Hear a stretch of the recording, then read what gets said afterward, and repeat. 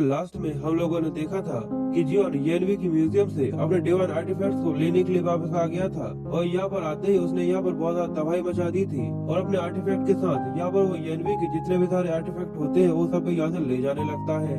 पर तभी हुगो भी वहाँ पर आ जाता है, पर वो वहाँ पर आते ही गलती से किसी और को जियोन समझ लेता है, जिसकी वजह से जियोन हुगो की हालत बहुत बुरी तरीके से खराब कर देता है। जिसके बाद वहाँ पर अपोलो भी आ जाता है जो कि जियोन के ऊपर अपने फ्लेमिंग एरोज को ट्राई करना चाहता था, जिससे उसे ये पता चल सके कि सच में ये जियोन है।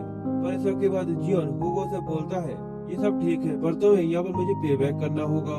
जिसके बाद वो एक जोरदार मुक्का बनाकर हुगो की हालत बहुत ज्यादा खराब कर देता है और वो भी रोते हुए कहता है कि अब मुझे पूरी तरह से यकीन हो चुका है कि तुम सच में जियोन हो। और साथ ही वो अपने मन में कहता है कि इस कमीने ने सच में मुझे बहुत जोर से मारा। जिसके बाद वो दोनों येनवी के म्यूजियम के सामने खड़े हुए थे और सभी के सभी गार्ड्स वहाँ पर सामने देखते हुए कहते हैं हमने उसे ढूंढ लिया, ऐसा नहीं हो सकता। वो देखो वो रहा जिसने यहाँ के सभी डिवाइन आर्टिफैक्ट चुराए थे, वो आदमी वो खड़ा है। और वहाँ नीचे जियोन और हुगो खड़े हुए थे और ये देखकर हुगो जियोन से पूछता है कि आखिर तुमने यहाँ पर क्या चुराया है। तो जियोन उसे कहता है कि हाँ मैं तो ये भूल ही गया था कि यहाँ पर ये लोग मेरा पीछा कर रहे हैं। तो जियोन अपनी पोटली की तरफ इशारा करते हुए कहता है कि हाँ बस कुछ चीजें। अब ये देखकर हुगो हैरान होते हुए जियोन से कहता है कि अब मुझसे ये मत कहना कि ये सारी की सारी लूट तुमने येनवी के वहाँ से चुराई है। और ये देखकर जियोन उसे कहता है कि हाँ पर क्या तुम्हें ऐसा नहीं लगता कि मैंने सही किया। तो हुगो रोते हुए उससे कहता है ये सब गया भाड़ में, तुम सच में बहुत ही बड़े कमीने हो। पर जियोन तो इस चीज को अपनी तारीफ समझ रहा था जिसकी वजह से उसे काफी ज्यादा अच्छा लगता है। और ऊपर वो गार्ड्स उन लोगों को देखते हुए आपस में बातें कर रहे थे, जहाँ पर एक आदमी टीम लीडर से पूछता है वो लोग वहाँ पर खड़े हैं तो आखिर हम लोगों को क्या करना चाहिए। तो वो टीम लीडर उन लोगों को बताता है कि वो एक ऐसा इंसान नहीं है जिसको हम लोग संभाल सकते हैं, इसलिए यहाँ पर मैंने किसी ऐसे को बुलाया जिसके सामने वो जरा भी देर खड़ा नहीं रह सकता। ये सुनने के बाद वो काले चश्मे वाला आदमी उसे कहता है कि सर प्लीज उसे ऐसा मत कहिएगा कि आपने उनको बुलाया है। और तभी अचानक से वहाँ पर जोरदार हवाएं चलने लगती है और हुगो ये देखकर काफी हैरान होता है। और तभी अचानक से वहाँ पर हमें किसी को आता हुआ दिखाते हैं, जिसको देखकर टीम लीडर कहता है हाँ वो यहाँ पर आ चुका है। फिर हमें वहाँ पर उनके सामने एक बहुत बड़ी बीस्ट को दिखाते हैं जो कि असल में एरिस का हाउस होल्ड गॉड है। और इस शेर जैसे दिखने वाले खतरनाक बीस्ट का नाम बिस्चू है। और बिस्चू यहाँ पर बहुत ज्यादा गुस्से में था और वो जियोन से बोलता है कि तुमने यहाँ पर जितने भी आर्टिफैक्ट चुराए हैं और जो भी चुराया है वो सब मेरे हवाले कर दो। जो कहकर वो एक जोरदार दहाड़ लगाता है और हुगो भी एक हाउस होल्ड गॉड को देखकर काफी हैरान हो गया था और वो उसको देखते हुए कहता है ये तो एरिस का हाउस होल्ड गॉड है, कि ये भी यहाँ पर है। और वो बहुत ज्यादा घबराया हुआ था, इसलिए वो जियोन से बोलता है कि तुमने यहाँ पर जो भी हलवे से चुराया है वो सब यहीं पर फेंको और हम लोग यहाँ से भाग चलते हैं। पर जियोन तो इतने बड़े मॉन्स्टर को देखने के बाद भी हुगो से हंसते हुए कहता है हुगो बस तुम थोड़ी देर यहीं रुको, मैं थोड़ी देर में आता हूँ, क्योंकि मैं एक ऐसा इंसान हूँ जिसके पास प्लान्स हैं। और इसके बाद जियोन अपनी लैब से तलवार मांगता है और ये कहते हैं स्लाइम की आंखों के अंदर से रोशनी निकलने लगती है, जिसके बाद वो चमकने लगता है और वो अपने पास एक हैंडल निकालता है। जियोन उस हैंडल को खींचते हुए इस्तेमाल करता है और वो तलवार देखने में काफी ज्यादा छोटी थी, जिसको देखकर सच में काफी ज्यादा हंसी आ रही थी। ये देखकर हुगो अपने मन में कहता है क्या ये यहाँ पर हाउस होल्ड गॉड के खिलाफ एक छोटे से खिलौने के साथ लड़ेगा, क्या सच में यहाँ पर कोई मजाक चल रहा है। और जियोन अपनी पावर्स को रिलीज करते हुए अपनी तलवार से कहता है चलो मुझे तुम्हारे हिडन ट्रू फॉर्म दिखाओ।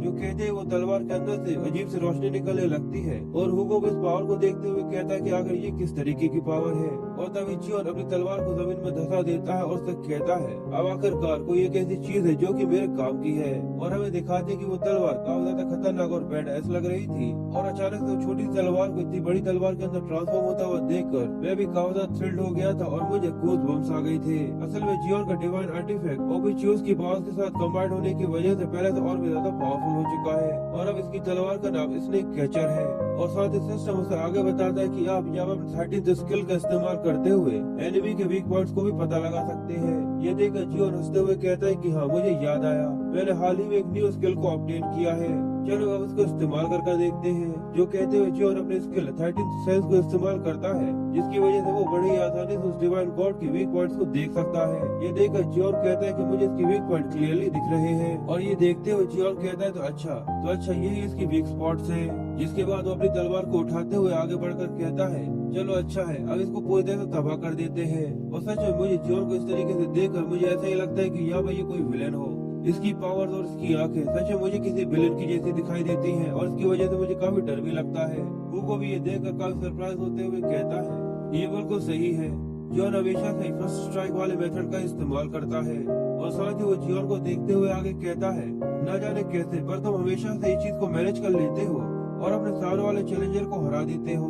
भले ही वो तुमसे कितना ही ज्यादा पावरफुल क्यों ना हो, और चाहे इसके अंदर कितना भी ज्यादा पागलपन क्यों ना हो, पर सच में जियोन तुम हमेशा से ही ऐसे हो।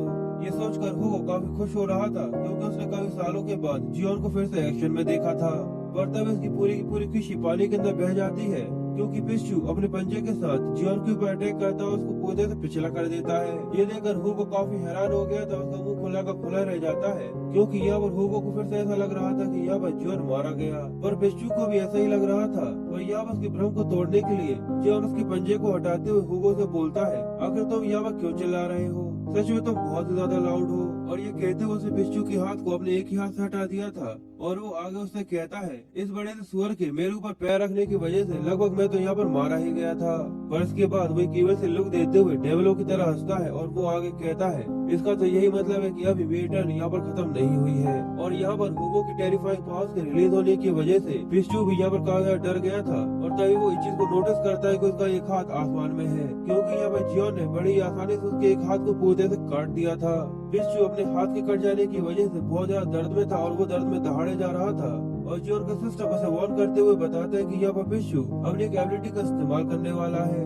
ये देखकर जामिन अलर्ट हो जाता है, और हमें आगे दिखाते हैं कि पिस्चू एक दहाड़ लगाते हुए उससे आगे कहता है, और यहाँ पर पिस्चू एक जोरदार दहाड़ लगाता है, तो जियोन का सिस्टम उसे आगे बताते हुए कहता है कि पिस्चू यहाँ की सारी चीजों को अपने अंदर खींचने वाला है। जिसके बाद पिस्चू अपने बड़े से मुंह को खोलकर किसी वैक्यूम की तरह सभी चीजों को अपने अंदर खींचने लगता है। और ये देखकर जियोन पिस्चू पर हंसते हुए उससे कहता है, ये देखकर मुझे ऐसा लगता है कि अगर अभी भी तुम सही से खड़े हो, इसका मतलब मैंने अभी तुम्हें सही से नहीं पीटा। जिसके बाद वो अपनी तलवार को घुमाते हुए पिस्चू उसकी पावर्स को एक्टिवेट करता है, और साथ ही एक स्ट्राइक लगाते हुए उससे कहता है, मुझे यहाँ पर अलाउ करो कि मैं यहाँ पर तुम्हारे ऊपर लाइटली हिट कर सकूं, बस एक बार। जो कहकर वो अपनी स्किल स्नेक कैचर का इस्तेमाल करता है, जिसकी वजह से उसकी तलवार के अंदर से एक डार्क स्लैश निकलता है, जो कि जाकर सीधे पिस्चू को लगता है। इसकी वजह से पिस्चू की हालत बहुत ज्यादा खराब हो गई थी, और यहाँ पे इस अटैक के इम्पैक्ट की वजह से बहुत दूर तक का रास्ता पूरी तरह से खराब हो चुका था, और रास्ते में आने वाली सभी चीजें पूरी तरह से डिस्ट्रॉय हो गई थी। जितने भी गार्ड्स होते हैं इसकी वजह से दूर फेंका जाते हैं, और हुगो भी ये देखकर काफी सरप्राइज हो जाता है, क्योंकि जियोन ने यहाँ अपने बहुत ज्यादा पावर्स को इस्तेमाल किया था, और वो यहाँ पर डिवल्स की तरह एक इस्तेमाल दे रहा था, क्योंकि यहाँ पर उसकी एक स्ट्राइक की वजह से पेरिस का पूरा म्यूजियम पूरी तरह से तबाह हो चुका था। हुगो ये देखकर हैरान होते हुए कहता है, इतनी ज्यादा पावर, ये तो बिल्कुल वैसे ही है जब हम लोग 20 साल पहले मॉन्स्टर से लड़ा करते थे। अब यहाँ पर जियोन के एरिस के पूरे म्यूजियम को तबाह करने के साथ उसने पिस्चू को भी यहाँ पर हरा दिया था।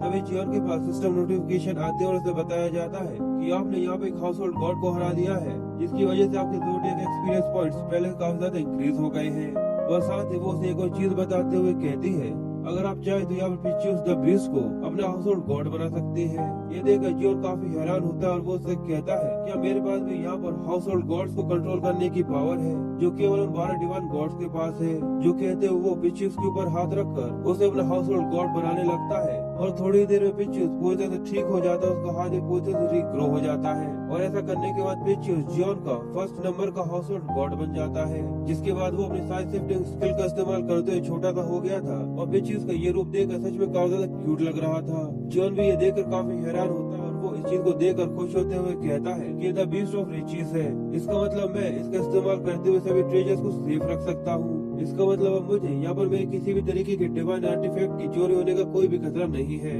और ये सोचते हुए वो पिस्चू को खिलाते हुए खुश हो रहा था, और हुगो उसको देखते हुए अपने मन में कहता है, इसलिए यहाँ पे डिवाइन गॉड की बिलोंगिंग्स एक हाउस होल्ड गॉड को अपना बना लिया। आखिर इसके टावर से बाहर आने से पहले इसके साथ ऐसा किया हुआ था, जिसकी वजह से इसके पास इस तरीके की खतरनाक सी एबिलिटी है। और तभी जियोन के पास एक सिस्टम नोटिफिकेशन आती है, जब उसे कहा जाता है कि आपको यहाँ आपके हाउस होल्ड गॉड का एक नाम रखना होगा। ये सुनते ही वो पूरी तरह स्टक हो जाता है, क्योंकि उसको एक नाम सोचना था, और हुगो ये देखकर काफी कंफ्यूज होता है। जिसके बाद जियोन चिल्लाते हुए एक अजीब सा मुंह बनाते हुए कहता है कि मैं इसका नाम पिगी बैंक रखूंगा। और हुगो ये सुनने के बाद पूरी तरह से हैरान हो जाता है, क्योंकि आज से पहले किसी भी हाउस होल्ड गॉड का इतना ज्यादा वाहियात नाम उसने आज से पहले कभी भी नहीं सुना था। और बस इसी के साथ ये पार्ट यहीं पर खत्म हो जाता है। आई होप आप लोगों को एक्सप्लेनेशन पसंद आई होगी। अगर आप लोगों को मेरी एक्सप्लेनेशन पसंद आई हो तो प्लीज वीडियो को लाइक कमेंट शेयर जरूर कीजिएगा, और ऐसे एक्साइटिंग वीडियोस के लिए अपने चैनल मांगा टीवी को सब्सक्राइब कर लीजिएगा। मैं मिलता हूँ आप लोगों से नेक्स्ट वीडियो में।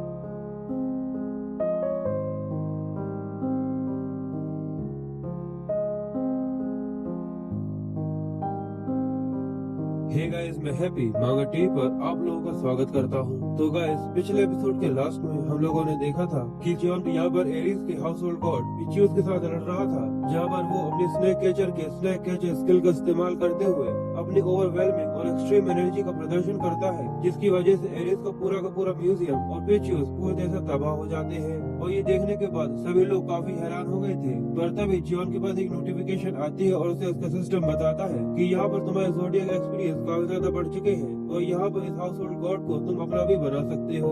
ये सुनकर जॉन काफी हैरान हो गया था, जिसके बाद वो पिचियस के ऊपर हाथ रखकर अपने सिस्टम की मदद के साथ पिचियस को अपना हाउस होल्ड गॉड बना देता है, जिसकी वजह से पिचियस अब पूरी तरह से ठीक हो चुका था। और यहाँ पर वो अपने साइड शिफ्टिंग स्किल का इस्तेमाल करते हुए छोटा हो जाता है, जिससे वो काफी ज्यादा क्यूट लग रहा था। और इसके बाद जॉन को यहाँ पर पिचियस का नया नाम रखना था, क्योंकि अब वो उसका हाउस होल्ड गॉड है, इसलिए वो यहाँ पे उसका नाम पिगी बैंक रखता है। और इस सुनकर हुगो काफी सरप्राइज हो जाता है, क्योंकि अब से पहले किसी भी हाउस होल्ड गॉड का नाम इतना ज्यादा वाहियात हो सकता है उसने कभी सोचा भी नहीं था।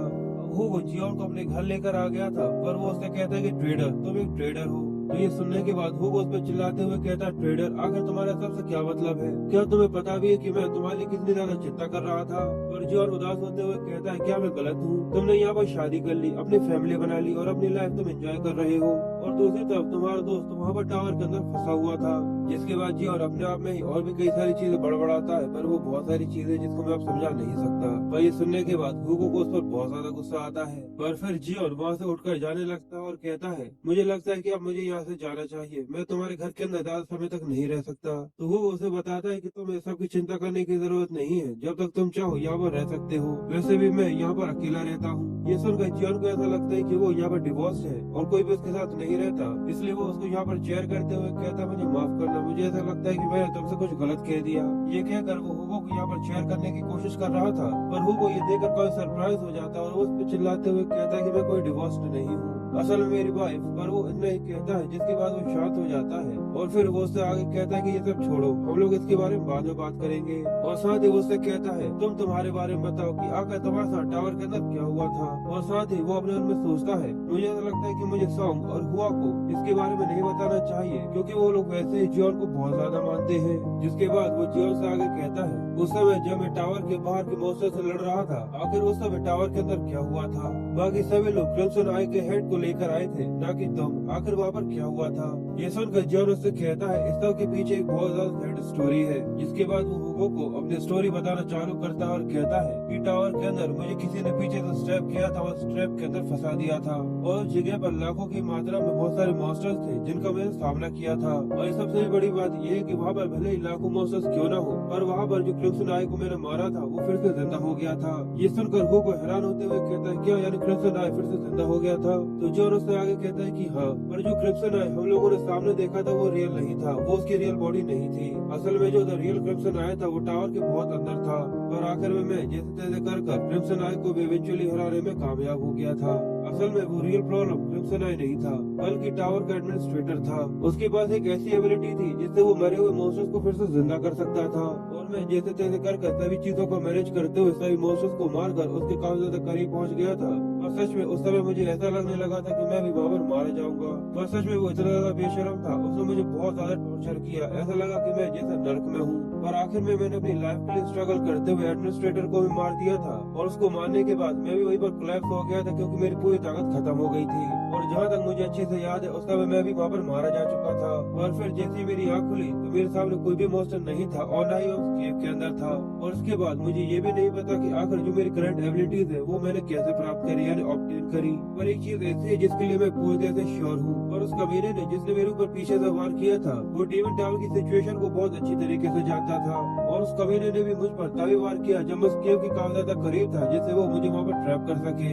इसका मतलब उस लोकेशन के बारे में पहले से ही जानता था कि वहाँ पर बहुत सारे मॉन्स्टर्स हैं जो मुझे वहाँ पर मार सकते हैं। जिसके बाद जियोन हुगो से आगे बोलता है, मैं डेफिनेटली उन लोगों को बहुत पीटने वाला हूँ जिन लोगों ने मेरे एसेट्स चुराए हैं, और वो लोग मेरे बारे में बकवास करते हैं। और जिसने मेरे ऊपर पीछे से वार किया था मैं उसे एक स्पेशल ट्रीटमेंट जरूर दूंगा, और इस सब के लिए अभी से मुझे प्रिपरेशन करना शुरू करना होगा। जो कहकर जियोन अपने पास उस घोड़े के अंदर अपने पावर्स को इंसर्ट करना चालू कर देता है और आगे बोलता है, इसलिए मुझे यहाँ पर ऐसे इक्विपमेंट्स बनाने की जरूरत है जिनकी मदद से मैं उनको हरा सकता हूँ। यहाँ पर जियोन उस घोड़े के अंदर अपने पावर्स को इंसर्ट करते हुए अपने क्रिएशन वर्कशिप को ओपन कर देता है, जिससे वो यहाँ पर कुछ क्रिएट कर सके। और सिस्टम यहाँ पर उसे मटेरियल्स मांगता है, जिससे वो यहाँ पर उसको डिवाइन आर्टिफैक्ट के अंदर कन्वर्ट कर सकता है। तो जियोन अपने पास से कुछ मटेरियल्स निकालता है, जिसमें स्पाइडर क्वीन का कोर भी था, और यहाँ पर वो सभी डिवाइन आर्टिफैक्ट की मदद से एक अच्छा सा डिवाइन आर्टिफैक्ट क्रिएट कर सकता है। और वो इसकी मदद से कहता है कि मैं इनको यहाँ पर ऐसे ही नहीं फेंक सकता। जिसके बाद वो सभी को उस घोड़े के अंदर इंसर्ट कर देता है, जिसकी वजह से उस घोड़े के अंदर से एक बहुत तेज रोशनी निकलती है। और सिस्टम यहाँ पर ईगो के बारे में बताते हुए कहता है कि यहाँ पर आर्टिफैक्ट के ऊपर ओनर जिसका भी नाम लिखेगा तो वो उस इंसान के मैजिकल पावर्स को एब्सॉर्ब कर सकता है अगर वो इसको टच करे, और वो हर घंटे के अंदर उसकी 10% पावर्स को एब्सॉर्ब कर लेगा।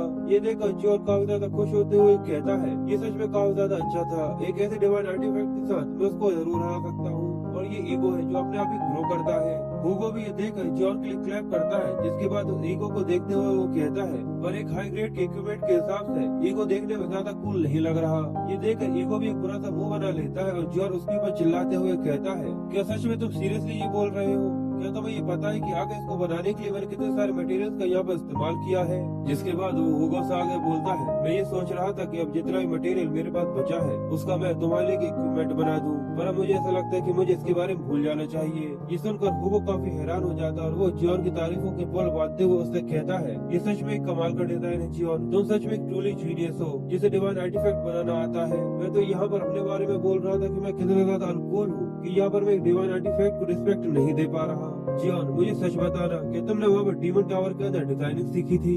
अब ये सुनने के बाद जियोन को काफी गुस्सा आता है क्योंकि वो यहाँ पर सब कुछ से झूठ बोल रहा था और इसीलिए वो हुगो के सिर को बजा देता है, जिसकी वजह से उसके सिर पर एक घुंघरा पड़ जाता है। जिसके बाद जियोन उससे आगे कहता है ये इसके ऊपर डिपेंड करता है कि अगर तुम इस चीज को कैसे करते हो, पर हम लोग यहाँ पर स्टेटस को संभालने के बारे में सबसे पहले सोचेंगे। जो कहते हुए वो अपनी पोटली के अंदर से एक ट्रेजर बॉक्स निकाल कर सामने रख देता है और हुगो उससे कहता है आखिर हम लोग ऐसा कैसे करेंगे? किसी भी सेंट्स को अपनी टेरिटोरी से बाहर निकालना बहुत ज्यादा मुश्किल है, ये इतना ज्यादा आसान नहीं है। तो जियोन उस बॉक्स की तरफ इशारा करते हुए उससे कहता है कि ये उनके लिए काफी नहीं है जिससे वो लोग वहाँ से बाहर आ सके। ये देखकर हुगो हैरान होते हुए कहता है ये तो सभी रॉयल डिवाइन आर्टिफैक्ट्स में से एक है, पर आखिर तुम इसे वहाँ से बाहर लेकर क्यों आ गए हो जब तुम इसे इस्तेमाल ही नहीं कर सकते? तो जियोन उससे कहता है कि मुझे पता है कि तुम भी एक सेटन हो, पर तुम्हारे पास जरा से भी पैसे नहीं है, इसलिए मैं इसे वहाँ से तुम्हारे लिए लेकर आया जिससे तुम्हारे पास थोड़े बहुत पैसे आ जाए। तो ये सुनकर हुगो उसमें चिल्लाते हुए कहता है कि मैं कोई गरीब इंसान नहीं हूँ। तो जियोन उसे बताता है कि एक हाई ग्रेड डिवाइन आर्टिफैक्ट किसी भी मटेरियल से बहुत ज्यादा कीमती होता है, इसलिए हम इसे यहाँ पर हमारे मटेरियल्स को मल्टीप्लाई करने के लिए इस्तेमाल कर सकते हैं और इसके अलावा हम इसे एक हाई ग्रेड के डिवाइन आर्टिफैक्ट को भी बना सकते हैं। तो ये सुनकर हुगो से पूछता है तो बताओ आखिर हम लोग ऐसा कैसे कर सकते हैं, क्योंकि हम दोनों में से ऐसा कोई भी नहीं है जो कि इसको एक्टिवेट कर सके। ये सुनकर जियोन से पूछता है क्या तुम इसे इस्तेमाल नहीं कर सकते? तो हुगो उस पर चिल्लाते हुए कहता है कि तुम पूरी तरह से पागल हो, मैं एरिस नहीं हूँ, मैं सेजिटेरियस हूँ। ये सुनने के बाद जियोन इस चीज को समझ जाता है कि यहाँ पर उसको बिना फालतू में लेकर आ गया था और इसकी यहाँ पर उसके लिए कोई वैल्यू नहीं है, इसलिए वो दोनों यहाँ पर पूरे सन्नाट हो जाते हैं क्योंकि ये चीज उनकी तरह से भी काम की नहीं थी। और इसी यहाँ पर सच में बहुत ज्यादा फनी होता है क्योंकि यहाँ पर जियोन को बहुत बड़ा पोपट बन गया था। जिसके बाद जियोन उस सेफ को देखते हुए आगे कहता है मुझे ऐसा लगा था कि हम लोग यहाँ पर इसका इस्तेमाल कर सकते हैं, पर हम लोग ऐसा नहीं कर सकते, इसलिए मुझे माफ करना और हमें यहाँ पर इसको खोलने का कोई ना कोई दूसरा तरीका ढूंढना होगा। और साथ ही वो आगे कहता है कि अरे यार मैं इसके बारे में भूल ही गया था कि मैं पहले ही डिक्लेरेशन वॉर ब्रॉडकास्ट स्टेशन के लिए पहले ही भेज चुका हूँ। ये सुनकर हुगो काफी हैरान हो गया था और वो उससे कहता है क्या अगर तुमने क्या भेजा और कहाँ पर भेजा है? पर जियोन का ध्यान फिर तो सेफ के ऊपर था और वो उससे कहता है मुझे लगता है कि यहाँ पर हमारे पास इसको खोलने का कोई और दूसरा तरीका नहीं है। पर हुगो उससे कहता है कि रुको, अगर तुमने अभी यहाँ पर क्या कहा कि तुमने यहाँ पर ब्रॉडकास्ट स्टेशन में क्या भेजा है? सच में तुम एक बहुत ज्यादा बड़े पागल कमीने हो। जो कहते हुए वो काफी ज्यादा डरा हुआ था। जिसके बाद सीन शिफ्ट होकर कोरिया के ब्लू हाउस का सीन होता है और इसे आप ऐसे देख सकते हैं जैसा कि अमेरिका में व्हाइट हाउस है और हमारे यहाँ संसद भवन है, वैसे यहाँ पर कोरिया में ब्लू हाउस है। व्हाइट हाउस और संसद भवन में जैसे ही वहाँ पर मीटिंग्स होती है वैसे ही यहाँ पर सभी हीरोज की मीटिंग होती है। यहाँ पर लियो का डिवाइन कैप्टन ओलिवर उन लोगों से कहता है तुम लोगों से वहाँ पर केवल स्पाइडर क्वीन ही नहीं मारी गई, आखिर वहाँ पर तुम लोगों ने अपने आप को बहुत ज्यादा बेइज्जत भी करा लिया। तुम लोग बस गुड लक चार्म बेचने में ही अटके हुए हो। आखिर तुम लोगों ने वहाँ पर मोसेस को मारते हुए फाइट को ज्वाइन क्यों नहीं किया? ये सुनकर जिमिनी का एक आदमी उससे कहता है लियो डिवाइन कैप्टन अपनी जबान पर लगाम दीजिए। ये सुनकर ओलिवर उससे कहता है मैंने सुना था कि वहाँ पे एक अनजान इंसान था जिसने वहाँ पे स्पाइडर क्वीन को मार दिया, क्या वो डेड जी और फिर से जिंदा हो गया है या ऐसा ही कुछ है? तो ये सुनकर जोई को काफी गुस्सा आ जाता है और वो ओलिवर से कहता है तुमने यहाँ अपने लिमिट को क्रॉस कर दिया है। और यहाँ पर उसकी एनर्जी के रिलीज होने की वजह से उसके सामने रखा ग्लास भी टूट जाता है और वो ओलिवर से आगे कहता है, लगता है कि तुम यहाँ पर जॉन की हीरो स्टोरी से बहुत ज्यादा ऑब्सेस्ड हो।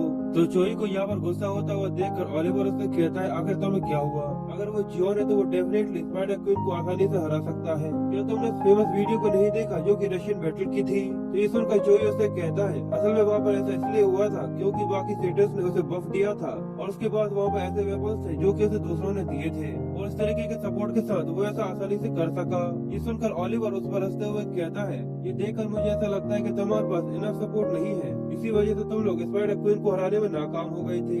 जो कहकर वो यहाँ पर जिमिनी का मजाक उड़ा रहा था, जिसके बाद जोई अपने पावर्स को रिलीज करते हुए ओलिवर से कहता है, मैं यहाँ पर इस रिकॉर्ड को साफ साफ डिक्लेयर कर रहा हूँ कि वो एरिस था जिसने यहाँ पर स्पाइडर क्वीन को हराया है और यहाँ पर हम लोगों ने हमारे एक एस क्लास के डिसाइपल को सेक्रीफाइस कर इस चीज को प्राप्त किया है। तो ये सुनकर ओलिवर भी अपने पावर्स को रिलीज करते हुए जोई से बोलता है, वाह, यानी एरिस के पास सच में बहुत ज्यादा पावरफुल इंसान है। तो मैं सच में दिल से उस इंसान से मिलना चाहता हूँ। तो मुझे ऐसा लगता है कि मुझे स्पाइडर क्वीन के पेट को फाड़कर उस इंसान से जरूर मिलना चाहिए जो कि उसके पेट के अंदर है। अब ये बोलते हुए उन दोनों के बीच में यहाँ पर टकरार हो रही थी। तो वहाँ पर दोनों के बीच में बैठा वो प्रेसिडेंट अपने मन में कहता है, आखिर ये ब्लू हाउस यहाँ पर गुंडों की डीन यानी गुफा कब से बन गई? और तब एक आदमी वहाँ पर भागते हुए आता है और वहाँ का गेट खोलकर जल्दी से प्रेसिडेंट से बोलता है, प्रेसिडेंट, यहाँ पे बहुत ज्यादा बड़ी चीज हुई है, जल्दी से जाकर न्यूज देखिए। फिर वो लोग टीवी चालू करते हैं जहाँ पर उन्हें बताया जा रहा था कि उनके ब्रॉडकास्टिंग स्टेशन के अंदर उन्हें एक बहुत ज्यादा मिस्टीरियस पैकेज को प्राप्त किया है और उस मिस्टीरियस पैकेज के अंदर येनवी को परेशान यानी उसको अब्यूज करने की पिक्चर्स है और एक शॉर्ट मैसेज है जिसके अंदर लिखा है कि आई एम बैक। और इस हैंडराइटिंग के बारे में जांच की गई है और इस चीज को 99 पॉइंट कंफर्म किया गया है कि ये मरे हुए जॉन की हैंडराइटिंग है। और सबके बाद सीन शिफ्ट होकर हमें होगो का सीन दिखाते हैं जो ये सब जानने के बाद जॉन पर काफी ज्यादा गुस्सा हो रहा था और वो उस पर चिल्लाते हुए कहता है, आखिर तुमने उसे भेजने से पहले क्या सोचा था? आखिर तुम यहाँ पर क्या सोच रहे हो? तो जॉन मोबाइल में उस न्यूज को देखते हुए कहता है, एक वॉर डिक्लेरेशन, इसलिए तो मैं तुमसे यहाँ पर बोल रहा हूँ कि हम लोगों को जल्दी से इस चीज की प्रिपरेशन करना चालू कर देना चाहिए। जिसके बाद होगो अपने सिर को पकड़ते हुए कहता है कि तुमने वहाँ पर येनवी को लगाव मार ही दिया था, ये पहले से इतनी ज्यादा बड़ी प्रॉब्लम थी, तो आखिर तुमने यहाँ पर अनाउंस क्यों किया? ये सुनकर जॉन हैरान होते हुए कहता है, क्या येनवी वो भी मरा नहीं है? ये सुनकर होगो हैरान हो गया था और जॉन उससे कहता है, मैं यहाँ पर उसको मार दिया था पर मुझे ऐसा लगा नहीं था कि वो अभी भी जिंदा होगा। तो ये सुनकर होगो कंफ्यूज हो गया था और समझ में नहीं आ रहा था कि आखिर जॉन यहाँ पर क्या बोल रहा है। जिसके बाद वो अपने पास एक टेडी बियर निकालते हुए कहता है, टन ये रहा येनवी। ये देखकर हुगो और भी ज्यादा परेशान हो जाता है और वो उसको फिर से गालियां देने लगता है और कहता है कि सच में तुम एक बहुत ज्यादा बड़े कमीने हो। और बस इसी के साथ ये पार्ट यहीं पर खत्म हो जाता है। आई होप आप लोगों को एक्सप्लेनेशन पसंद आई होगी। अगर आप लोगों को एक्सप्लेनेशन पसंद आई हो तो प्लीज वीडियो को लाइक, कमेंट, शेयर जरूर कीजिएगा और ऐसे एक्साइटिंग वीडियोस के लिए अपने चैनल मांगा टीवी को सब्सक्राइब कर लीजिएगा। मैं मिलता हूँ आप लोगों से नेक्स्ट वीडियो में।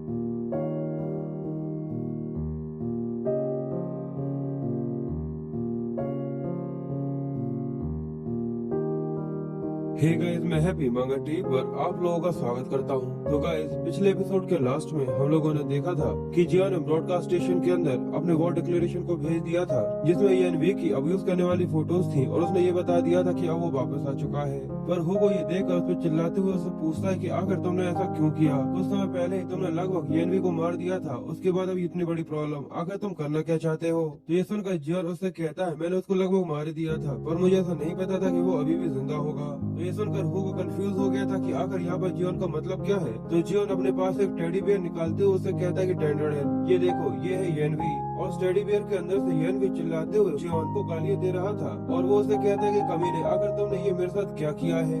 हुगो टेडी बियर को देखने के बाद काफी डर चुका था और वो उसको देखकर कहता है, क्या सच में ये येनवी है? और अंदर से येनवी चिल्लाते हुए कहता है कि जल्दी से मुझे छोड़ दो, मुझे यहाँ से आजाद करो जियोन। तो जियोन उस टेडी बियर के कान खींचते हुए इवल से स्माइल देकर येनवी से कहता है, उस टावर के अंदर इतने समय तक लड़ने के बाद मेरी एबिलिटी सच में काफी ज्यादा कमाल की हो गई है और अब ये चीज मेरे लिए बहुत ज्यादा पॉसिबल है कि मैं येनवी की सोल एक टेडी बियर के अंदर रेस्ट्रेन यानी कैद कर रख सकता हूँ। हुगो ये देखकर काफी सरप्राइज होने के बाद कहता है, आखिर दुनिया में ये क्या हो रहा है? क्या ऐसा भी कुछ करना पूरी तरह से पॉसिबल है? तो जॉन अपने पास एक डैगर को उसे देते हुए कहता है कि ये पूरी तरह से पॉसिबल नहीं है, जरा इसे देखो। तो हुगो उस डैगर को लेते हुए उससे पूछता है कि आखिर ये क्या है? तो जॉन उसे बताते हैं कि वही डैगर है जिसे मेरी पीठ के अंदर खोपा गया था और उसकी मदद से मुझे स्ट्रैप के अंदर भी फंसाया गया था। होगो उस डैगर को देखकर काफी घबराते हुए कहता है यानी ये वही डैगर है जिसकी वजह से होगो लगभग मर ही गया था, और इसके ऊपर बने हुए निशानों को देख गए तो नहीं लगता कि ये किसी तरीके की ऑर्डिनरी ब्लेड है। और इसके बाद होगो जियोन से बोलता है अगर तुम्हें वहाँ पर पेट में खोपा गया था तो मैं इस चीज की गारंटी लेता हूँ कि वो येनवी नहीं हो सकता। और जियोन तो टेडी बेयर की जान लेते हुए उससे कहता है अगर ऐसा है तो मैं ये जाकर चेक करूंगा कि आखिर वो रिवर कितनी ज्यादा ठंडी है। असल में ये कोरियन जोक है, इसका मतलब ये है कि ये उसे तब तक डुबा कर रखेगा जब तक वो मर नहीं जाता। जिसके बाद जियोन होगो से बोलता है कि मैं जाकर डिवाइन आर्टिफैक्ट स्टोर के अंदर जाकर कुछ चेक करना चाहता हूँ। तो ये सुनकर होगो कहता है क्या डिवाइन आर्टिफैक्ट स्टोर पर आकर वहाँ पर क्यों? तो ये सुनकर जियोन उससे कहता है कि येनवी ने मुझे बताया है जो निशान उस जगह के ऊपर बने हुए हैं उसने उस डिवाइन आर्टिफैक्ट स्टोर के अंदर कहीं पर देखे थे। जिसके बाद वो होगो से कुछ कपड़े मांगता है तो होगो से बोलता है कि तुम इस तरीके के कुछ कपड़े चाहिए। जिसके बाद वो उसे कुछ अच्छे कपड़े दे देता है। जिसके बाद जियोन कपड़े चेंज करने के बाद डिवाइन स्टोर की तरफ जाते हुए येनवी से बोलता है कि ठीक है अब मैं यहाँ से जा रहा हूँ तो घर की रक्षा करना स्लेव #2। तो ये सुनकर येनवी उस टेडी बेयर के अंदर से बोलता है #2, इसका मतलब यहाँ पर कोई #1 भी है। तो जियोन वहाँ से हाथ हिलाते हुए वहाँ से जाने लगता है और होगो से बोलता है #1 मैं जल्दी ही वापस आ जाऊंगा। ये सुनकर होगो को बहुत ज्यादा गुस्सा आता है क्योंकि यहाँ पर उसका #1 से मतलब ये है कि होगो उसका फर्स्ट स्लेव है और येनवी उसका सेकंड स्लेव। और ये जानने के बाद येनवी उसके ऊपर बहुत ज्यादा हंसता है। जिसके बाद सीन शिफ्ट होकर टूटे हुए येनवी की म्यूजियम का होता है जहाँ पर कुछ लेडीज चेक करने के लिए आई हुई थी और वो किसी को न्यूज देते हुए कहती है एरी सेटन यहाँ पर नहीं है और न ही यहाँ पर मुझे डिवाइन गॉड की एनर्जी सेंस हो रही है। तो ये सुनकर फीमेल सेंट बोलती है अच्छा ऐसा है तो मैं ये सोच रही हूँ कि आखिर वो कहाँ पर होगा। ये एक्वेरियस की सेंट सोफी मार्टिन है। और गाइस इसकी खूबसूरती पर मत जाना, जितनी ज्यादा ये खूबसूरत है उतनी ज्यादा ये खतरनाक भी है। और दूसरी तरफ वो लेडी सोफी से बोलती है मुझे ऐसा लगता है कि वो यहाँ अपने सभी सामान के साथ यहाँ से पूरी तरह से गायब हो चुका है। ये सुनकर सोफी उससे कहती है आखिर तुम ये क्या बोल रही हो, मुझे इसमें कुछ न कुछ दाल में काला लग रहा है। अगर उसने यहाँ पर मेरे पीठ पीछे बाकी सेंट के साथ कोई डील करी होगी तो। और साथ ही सोफी अपने मन में सोचती है आखिर वो मोटा भद्दा सुअर आखिर कहाँ भाग गया। तो वो लेडी सोफी से कहती है कि सेटन ऐसा भी तो मुमकिन हो सकता है कि जियोन जो अभी अभी रिटर्न हुआ है उसने येनवी को किडनैप कर लिया हो। ये सुनने के बाद सोफी जोर जोर से हंसने लगती है और वो उसे कहती है कि सिस्टर। जिसके बाद वो अपने पावर्स के साथ अपने पीछे खड़ी हुई एक लड़की को जान से मारने वाली होती है क्योंकि उसने अपने पावर्स की मदद से उसके सिर के ऊपर एक बबल बना दिया था जिसके अंदर पानी भरा हुआ था और इसकी वजह से वो यहाँ पर लगभग मरने ही वाली थी। और सोफी बड़े अच्छे से इसे एंजॉय करते हुए उससे हंसकर कहती है तुमने यहाँ पर जो जोक मारा है वो जरा सा भी फनी नहीं है। उस लेडी को वहाँ पर उस लड़की की डूबने की आवाज आ रही थी। इस चीज को वो नोटिस कर लेती है और वो उससे माफी मांगते हुए कहती है सेटन प्लीज मुझे माफ कर दीजिएगा, मैंने यहाँ पर कुछ बेमतलब की बातें ही बोल दी। तो सोफी ये सुनने के बाद उससे कहती कि कोई बात नहीं, अब मैं डिवाइन आर्टिफैक्ट स्टोर की तरफ जा रही हूँ जैसा हम लोगों ने प्लान किया था। मुझे वहाँ पर मेरे सभी डिवाइन आर्टिफैक्ट सेल करने हैं जिससे मैं अपने आप को डरचा में ऑप्शन के लिए पूरी तरह से प्रिपेयर कर सकूँ क्योंकि वो ऑप्शन बहुत ज्यादा जरूरी है। और तभी दूसरी तरफ सोफी के पास एक औरत भागते हुए आती है और वो उससे कहती सेटन यहाँ पर बहुत ज्यादा बड़ी दिक्कत खड़ी हो गई है। और साथ ही वो उसे आगे बताती है और वो उसे आगे बताती है कि दूसरे सेटन ने भी यहाँ पर टाबाची ऑप्शन के लिए अपने आप को पार्टिसिपेट किया है। ये सुनकर सोफी काफी ज्यादा हैरान हो जाती है और वो गुस्से में कहती है क्या आखिर तुम ये क्या बकवास कर रही हो। जिसके बाद सीन शिफ्ट होकर हमें लॉयन जिम का सीन दिखाते हैं जो एक्चुअली में लियो का जिम है और वो अपने सामने किसी को देखकर काफी सरप्राइज हो रहे थे। और हमें उसके सामने स्टीवन को दिखाते हैं जिसने अपने कंधे के ऊपर बहुत ज्यादा वजन को उठाया हुआ था जिसको उठाकर वो एक्सरसाइज कर रहा था। और तभी एक आदमी उसके पास आकर कहता है कि स्टीवन जैसा वो लोग कह रहे थे जियोन का डिवाइन आर्टिफैक्ट डामाची ऑप्शन के अंदर अपीयर हुआ है। ये सुनकर स्टीवन सरप्राइज हो गया था और जल्दी से वो अपने वजन को नीचे फेंक देता है। जिसके बाद वो हंसते हुए कहता है कि आखिरकार वो यहाँ पर अपीयर हो ही गया, यानी वो जियोन का डिवाइन आर्टिफैक्ट वो हमारा होगा। और हमें यहाँ पर स्टीवन के बारे में भी बताते हैं कि लियो का सेटन है। और दूसरी तरफ यहाँ पर टेलीपोर्टेशन स्किल का इस्तेमाल करते हुए जियोन और सॉन्ग दूसरी जगह पर आ गए थे जहाँ पर वो लोग डिवाइन आर्टिफैक्ट स्टोर को ढूंढ सकते थे।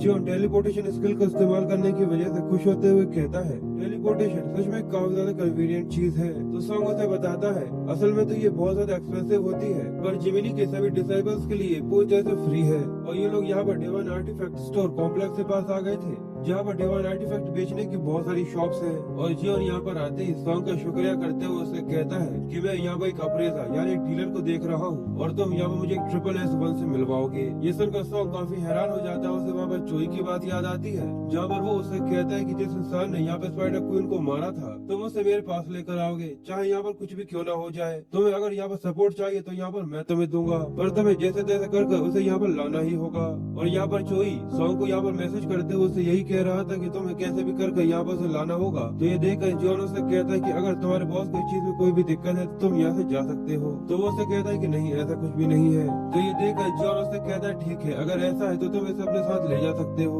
इसे मैं इंसेक्ट्स को मारने के लिए काम में लेता था। यहाँ पर ये कहते हुए वो उसे एक डैगर दे रहा था और इस डैगर का नाम जालूस डिजायर है, जो कि एक ए रैंक का आर्टिफैक्ट है। और यहाँ पर ये 2 तरीके के सोल्जर्स को समन कर सकता है और एक रैंडम स्किल को भी एक्टिवेट कर सकता है। सॉन्ग उस डैगर को लेते हुए जॉन से बोलता है कि इतने ज्यादा लंबे समय की वजह से क्या इसके ऊपर जंग नहीं आ गई होगी। जॉन उसे बताता है कि मैंने इसे तुम्हारे लिए फिक्स कर दिया था, इसकी वजह से इसके इफेक्ट्स थोड़े से चेंज हो गए हैं, इसलिए जब तुम इसे इस्तेमाल करो तो सरप्राइज मत हो जाना।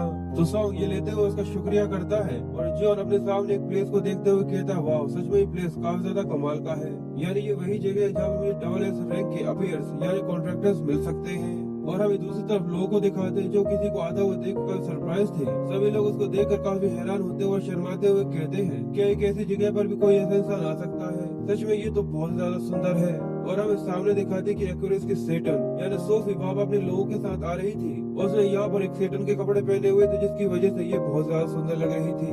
सच में सेटन सोफी देखने में बहुत ज्यादा सुंदर और बहुत ज्यादा खूबसूरत है। और असलियत में तो ये वाइदिस कोलेवेरी का जो सॉन्ग आप लोगों ने सुना होगा उसके अंदर जो एक लाइन है जहाँ पर लड़कियों के दिल को काला बताया गया है, आप ये समझ सकते हो कि वहाँ पर लड़कियों का दिल काला था और सोफी का दिल दुनिया के सबसे ज्यादा काले रंग के अंदर से डुबो कर निकाला है। तो ये देखकर आप समझ सकते हो कि आखिर ये कितना ज्यादा काला होगा। ये किसी भी थक से बिल्कुल भी कम नहीं है और बाकी सभी सेटन्स की तरह ये भी वैसी ही है जैसी बाकी सेटन्स है। पर अब ये एक लड़की है तो आप समझ ही सकते हैं कि मैं इसे क्या बोलना चाहता हूँ। सोफी वहाँ पर आते ही शॉप के आदमी से बोलती है कि मैं यहाँ पर अपने कुछ डिवाइन आर्टिफैक्ट्स को बेचना चाहती हूँ, आखिर कॉन्ट्रैक्टर कहाँ पर है। तो आज भी सोफी से माफी मांगते हुए कहता है कि अभी के लिए प्लीज मुझे माफ कर दीजिएगा, पर एरियस अभी वहाँ पर किसी और को देख रहे हैं। ये देखकर सोफी को अंदर ही अंदर बहुत ज्यादा गुस्सा आती है और वो अपने मन में उसे गाली देते हुए कहती है आखिर इसके यहाँ पर मेरे यहाँ पर होने के बाद भी दूसरे कस्टमर की मदद करने की हिम्मत कैसे हुई। पर वो सामने से दिखावा करते हुए ऊपर पट्टी उसे कहती है कोई बात नहीं, अभी के लिए मैं यहाँ पर इसी जगह पर वेट करती हूँ। और साथ ही वो अपने मन में सामने की तरफ देखते हुए कहती है कि आखिर अभी अंदर कौन हो सकता है।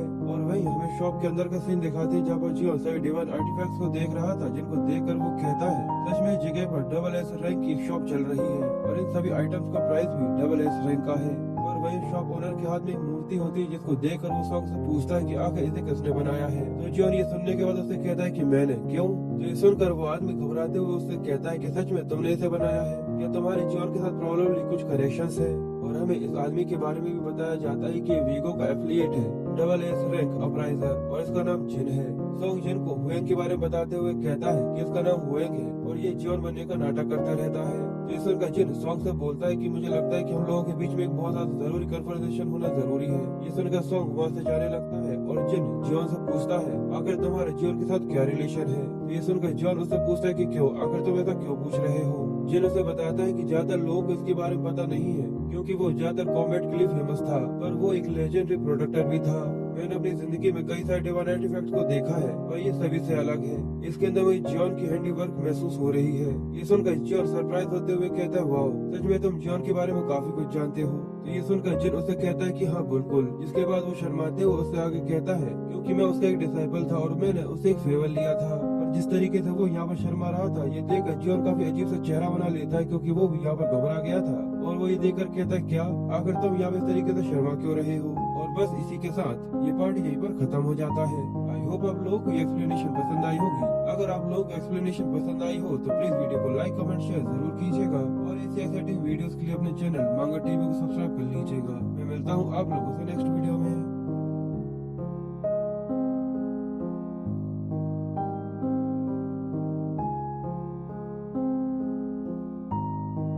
हे गाइस, मैं हैप्पी मगर डीप और आप लोगों का स्वागत करता हूँ। तो गाइस, पिछले एपिसोड के लास्ट में हम लोगों ने देखा था कि सोफी अपने डिवाइन आर्टिफैक्ट्स को बेचने के लिए डिवाइन आर्टिफैक्ट शॉप के पास आ गई थी। पर यहाँ पर आकर उसे ये पता चलता है कि अभी अपराइजर किसी और से मिल रहा है। इसकी वजह से उसे उस पर बहुत ज्यादा गुस्सा आ रहा था और वो यही सोच रही थी कि आखिर अभी अंदर कौन हो सकता है। पर वहीं अंदर हम उस अपराइजर को दिखाते हैं जिसका नाम जिन है। वो जियोन के लाए हुए डिवाइन आर्टिफैक्ट को देखकर काफी सरप्राइज था और वो जियोन को बताता है इसको देखकर मुझे साफ समझ में आता है कि इसके अंदर जियोन का हैंडीवर्क है, यानी इसको जियोन ने बनाया है। ये देखकर जियोन काफी सरप्राइज होता है और उससे इम्प्रेस होते हुए कहता है, सच में तुम्हें जियोन के बारे में काफी कुछ पता है। तो ये सुनकर जिन शर्माते हुए उससे कहता है कि हाँ, क्योंकि मैं उसका डिसाइपल था और उसने मेरे ऊपर एक फेवर भी किया था। पर जिन को इस तरीके से शर्माता हुआ देखकर जियोन काफी सरप्राइज हो जाता है और वो बुरा सा मुंह बनाते हुए उससे कहता है, आखिर तुम इस तरीके से शर्मा क्यों रहे हो। अब जियोन जिन को बहुत देर से देख रहा था और वो घूरते हुए अपने मन में सोचता है, मैं इसके बारे में बहुत देर से सोच रहा हूँ, पर अभी तक मुझे ये याद नहीं आया कि मैंने इसको कब अपने स्टूडेंट बनाया था।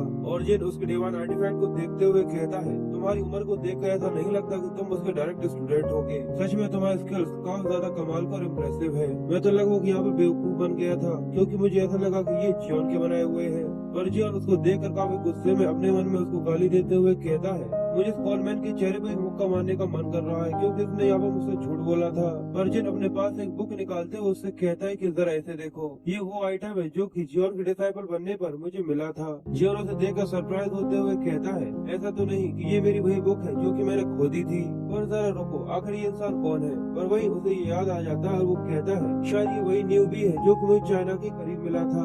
इसने सच में मेरे नाक को बहुत ज्यादा दम कर दिया था। उस समय मुझे ऐसा लगा कि ये केवल मुझे परेशान करने के लिए आया है। पर अब जरा इसको देखो, ये 20 साल में कितना ज्यादा बड़ा और बूढ़ा हो चुका है। जिन उस बुक को पकड़े हुए रोते हुए कहता है, जियोन सच में एक बहुत ज्यादा कमाल का इंसान था। उसे आइटम्स की बहुत ज्यादा अच्छी परख थी और उसने सच में मुझे एक बहुत ज्यादा यूजफुल आइटम भी दिया था।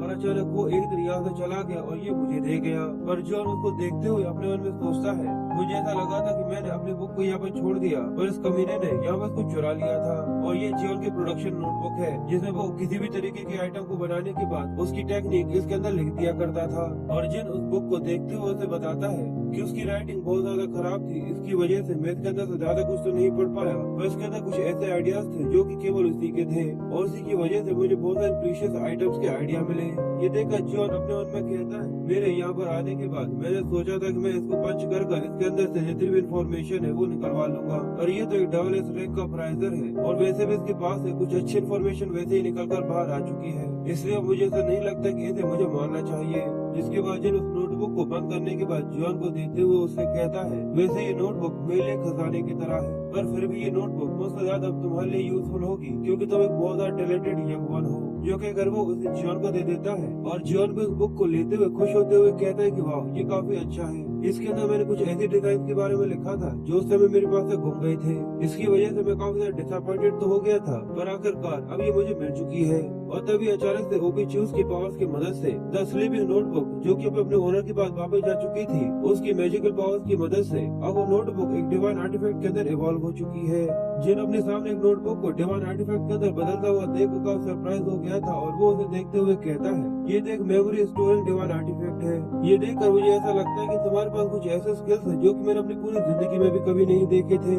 और तभी अचानक से पीछे से उन लोगों को आवाज देते हुए कहता है कि जिन, यहाँ पर कुछ गलत हो रहा है। तो ये देखकर जिन पीछे की तरफ मुड़कर देखता है तो एक आदमी उसे पीछे से बताता है कि वहाँ पर सेटन बाहर खड़ी हुई है।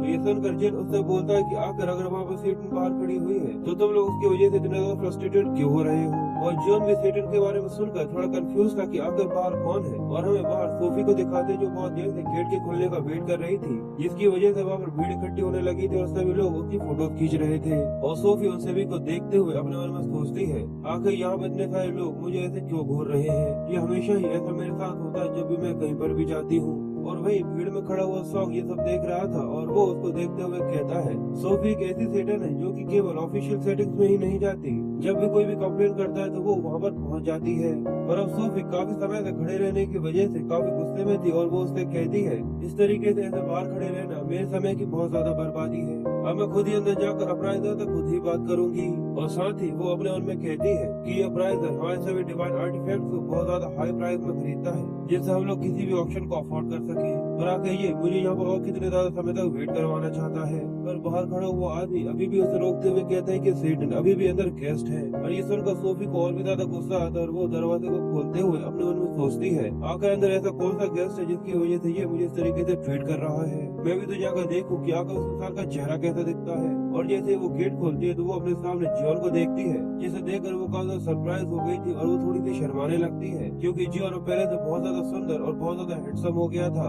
इसलिए सोफी उसे देखकर शर्माते हुए अपने मन में कहती है तो बहुत ज्यादा सुंदर इंसान है, मुझे लगता है कि मुझे इसके थोड़े से और करीब जाना चाहिए। और तभी अचानक से वो अपने सामने एक बहुत ज्यादा बड़े पाइथन को देखकर ओबीच्यूज की पावर को फील करती है, और ओबीच्यूज की पावर इतनी ज्यादा ग्रेट और ओवरवेलमिंग होती है जिसकी वजह से वो अपने सेंसेस को खोकर वहीं के वहीं नीचे गिर जाती है। और सभी लोग सोफी को इस तरीके से जमीन पर बैठा हुआ देखकर काफी हैरान हो जाते हैं और उससे कहते हैं कि सेटन क्या आप पूरी तरह से ठीक है। पर सोफी की तो हालत बहुत ज्यादा खराब थी, वो रूह तक यहाँ पर बहुत ज्यादा डरी हुई थी और वो अपने मन में कहती है आखिर वो क्या था, आखिर वो किस तरीके की मैजिक पावर थी जिसे अभी अभी मैंने सेंस किया। मुझे ऐसा लगा जैसे हजारों पाइथन्स ने मुझे जकड़ लिया हो और वो मुझे यहाँ पर मारने वाले हो। इसकी वजह से सोफी बहुत ज्यादा घबराई हुई थी और वो जल्दी से उठकर वहाँ से भागने लगती है और कहती है मुझे जल्द से जल्द इस जगह को छोड़कर जाना होगा, वरना मुझे ऐसा लगता है कि मैं यहाँ पर मारी जाऊंगी। सभी लोग सोफी को इस तरीके से डरा हुआ देखकर काफी हैरान हो गए थे और सभी लोग इसके बारे में बातें करने लगते हैं। और जिन भी ये देखकर सरप्राइज होते हुए कहता है आखिर इसे अभी क्या हुआ, ये अंदर आते ही यहाँ से भाग क्यों गई। तो जियोन ये देखकर कहता है कि लगता है कि शायद वो थोड़ी सी बीमार फील कर रही होगी। और तभी जियोन के पास उसके सिस्टम का मैसेज आता है और उसे बताया जाता है कि ज़ोडिएक अचानक से ओबीच्यूज की पावर के काफी ज्यादा करीब आने की वजह से उसकी वजह से काफी ज्यादा डर चुका है, और तुम्हारी डिवाइन पावर्स ओबीच्यूज की डिवाइन पावर्स की वजह से पहले काफी ज्यादा शार्प हो चुकी है और अभी तुम्हारी करंट डिवाइन पावर 35% है। ये देखकर जियोन अपने मन में कहता है कि डिवाइन पावर्स क्या ये मेरे मैजिकल पावर से अलग होती हैं? तो उसका सिस्टम उसे बताता है कि डिवाइन पावर्स गॉडली पावर्स होती हैं जो कि तुम्हें मिलती हैं, जिसे तुम किसी भी डिवाइन गॉड और किसी इंसान से चुरा सकते हो। और अगर कभी भी तुम्हारी डिवाइन पावर 0 तक पहुंच जाती है तो तुम तुम्हारे ज़ोडिएक पावर्स को पूरी तरह से खो दोगे, और अगर ये स्टेट काफी लंबे समय तक रहता है तो तुम पहले की तरह काफी ज्यादा कमजोर हो जाओगे। ये देखकर जियोन कहता है अब मुझे ऐसा लगता है कि मुझे ज्यादा से ज्यादा चीजों को इकट्ठा करना होगा।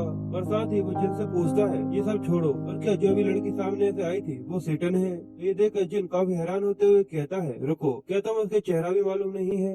इस सब के बाद भी कि वो हमेशा केवल फीमेल डिसाइबल्स ही रखती है, वो अक्यूरियस की सेंट सोफी है, क्या सच में तुम उसके बारे में बिल्कुल भी नहीं जानते? सोफी के बारे में सुनकर जियोन काफी सरप्राइज हो जाता है और वो कहता है क्या सोफी? जिसके बाद वो पागलों की तरह हंसते हुए कहता है यहाँ पर सभी सेटन्स के बारे में बात कर रहे थे तो मैं इसी के बारे में सोच रहा था कि अगर वो सेटन कौन हो सकती है, पर क्या ये लड़की ही वो सेटन है? ये तो बस उसका एक ट्रांसफॉर्मेशन है। इसी की वजह से मैं सोचूं कि मैं इसको पहचान क्यों नहीं पाया। और उसका ओरिजिनल फॉर्म भी ज्यादा बुरा नहीं था, पर ये तो पहले से काफी सुंदर हो गई है। पर भले ही ये अपने आप को सुंदर करने के लिए कितनी भी ज्यादा प्लास्टिक सर्जरी क्यों न करवा ले, पर उसका दिल जो कि इसकी सीने के अंदर है वो तो हमेशा से काला ही रहेगा। और साथ ही वो आगे कहता है अगर मैं यहाँ उन चीजों के बारे में बात करूँ जो कि मुझे पसंद नहीं है तो मैं उनके बारे में बताऊंगा, तो वो होती है फिशबोन, वेस्ट और गार्बेज। और उसमें से एक सोफी बेस्ट भी है। मैं तो सच में सोफी को एक इंसान भी कंसिडर नहीं करता, क्योंकि उसकी स्किन केयर की रूटीन्स किसी इंसान की जिंदगी से भी उसके लिए बहुत ज्यादा जरूरी है। मुझे तो ऐसा लगता है कि अगर उसने स्किन केयर नहीं करी वो तो इंसानों को बचाने के बजाय अपने आप को ही ना मार डाले। जिसके बाद जिन इसके बारे में आगे बताते हुए कहता है मुझे ये चीज जरा सी भी समझ में नहीं आती कि आगे सभी लोग उसके इतना ज्यादा कंसिडर क्यों करते हैं, भले ही असलियत में वो इतने ज्यादा क्रूर और सेल्फिश इंसान क्यों ना हो। ये सुनकर जियोन भी उससे कहता है कि वाह सच में तुम तो इसके बारे में भी थोड़ा बहुत जानते हो। ये सुनकर जिन उससे कहता है कि हाँ बिल्कुल, ये सब जियोन की फेट की वजह से हुआ है, क्योंकि यहाँ पर वो जियोन के नाम को गैदर करने के लिए फंड इकट्ठे कर रही है। भले यहाँ पर सभी सीटें उससे कुछ भी कहते हो, पर ये गवर्नमेंट स्टेप है जो कि वो केवल अकेले ही कर सकती है। और उसकी यहाँ पर तारीफ सुनने की वजह से जिन बुरा सा मुंह बना लेता है। और साथ ही वो अपने मन में कहता है आखिर सबका मतलब क्या है? ये लोग यहाँ पर पैसे इकट्ठे कर रहे हैं जिससे ये लोग यहाँ पर मेरे नाम को इकट्ठा कर सके। जिसके बाद जिन जियोन से पूछता है पर यहाँ पर तुम उसका नाम बड़ी आराम से ले रहे हो, क्या तुम उसे अच्छे से जानते हो? तो जियोन भी उससे कहता है कि हाँ बिल्कुल, ऐसा हो ही नहीं सकता कि वो मुझे ना पहचाने, हम लोग तो काफी लंबे और पुराने दोस्त हैं। जिसके बाद अब हमें वहाँ से काफी दूर का एक कोने का सीन दिखाते हैं जहाँ पर सोफी वहाँ से भागकर आ गई थी क्योंकि वो काफी डरी हुई थी। तो उसकी लेडी भी उसके पीछे भागते हुए उससे आगे कहती है कि सेटन क्या आप ठीक है? पर सोफी तो काफी ज्यादा घबराई हुई थी और उससे वहाँ पर जियोन की याद आ रही थी, जहाँ पर जियोन ने उसने एक बार कहा था कि तुम सच में मरना चाहती हो।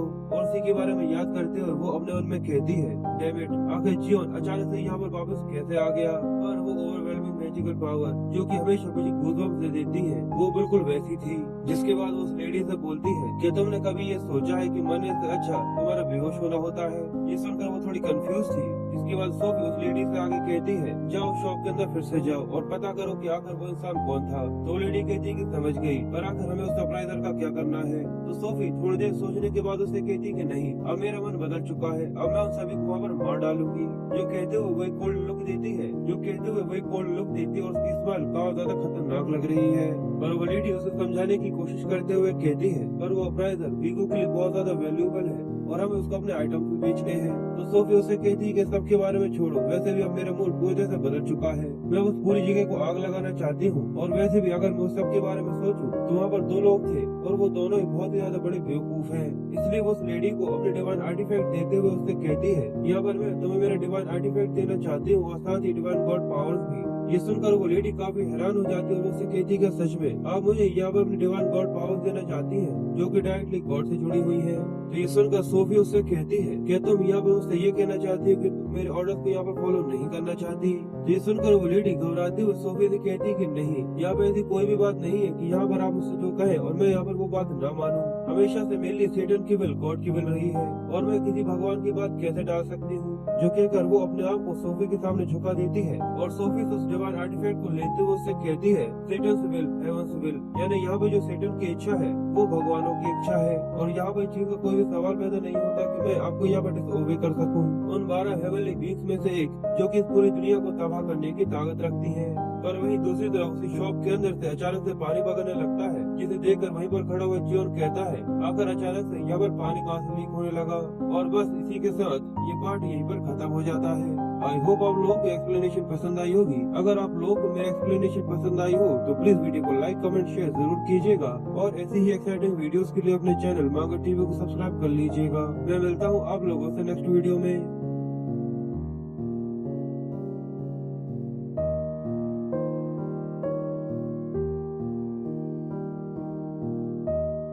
हे गाइस, तो मैं हैप्पी मांगा टीवी पर आप लोगों का स्वागत करता हूं। तो गाइस, पिछले एपिसोड के लास्ट में हम लोगों ने देखा था सोफी जैसी शॉप के अंदर जाती है, वो जियोन की पावर्स को सेंस करने के बाद बहुत ज्यादा घबरा जाती है और जल्दी से वहाँ से डर कर भाग जाती है। पर अभी बस ये पता नहीं था कि जियोन असल में कौन है, जिसकी वजह से वो इतनी ज्यादा डर गई थी और यहाँ पर उसकी इतनी ज्यादा बेइज्जती हुई थी। इसलिए जैसे उसके डिसाइपल उसके पास पहुँच कर उससे पूछते कि आखिर आपको क्या हुआ और आप वहाँ से भाग कर क्यों आ गई। तो सोफी अब यहाँ पर जियोन से बदला लेना चाहती थी, इसलिए वो अपने डिसाइपल से कहती है कि अब ये सब छोड़ो, जो भी वहाँ पर हुआ था, पर अब मुझे उससे बदला लेना है। इसलिए जाओ और ये पता लगाओ कि आखिर उस शॉप के अंदर वाला लड़का कौन था और जैसे तुम उसके बारे में पता चले जाकर उसको जान से मार डालो, क्योंकि अब मेरा मूड पूरी तरह से बदल चुका है और अब मैं दोनों को ही मारना चाहती हूँ। मुझे इस चीज से कोई भी फर्क नहीं पड़ता कि वो अपराइजर कौन है और क्या है। और इसके लिए वो उस डिसाइपल को अपना डिवाइन आर्टिफैक्ट भी देती है और अपनी डिवाइन पावर्स भी देती है। ये देखकर वो लड़की काफी हैरान हो गई थी, पर वो किसी सेटन की बात नहीं डाल सकती थी, इसलिए वो उस डिवाइन आर्टिफैक्ट को लेकर सोफी के दिए हुए ऑर्डर को पूरा करने के लिए निकल जाती है।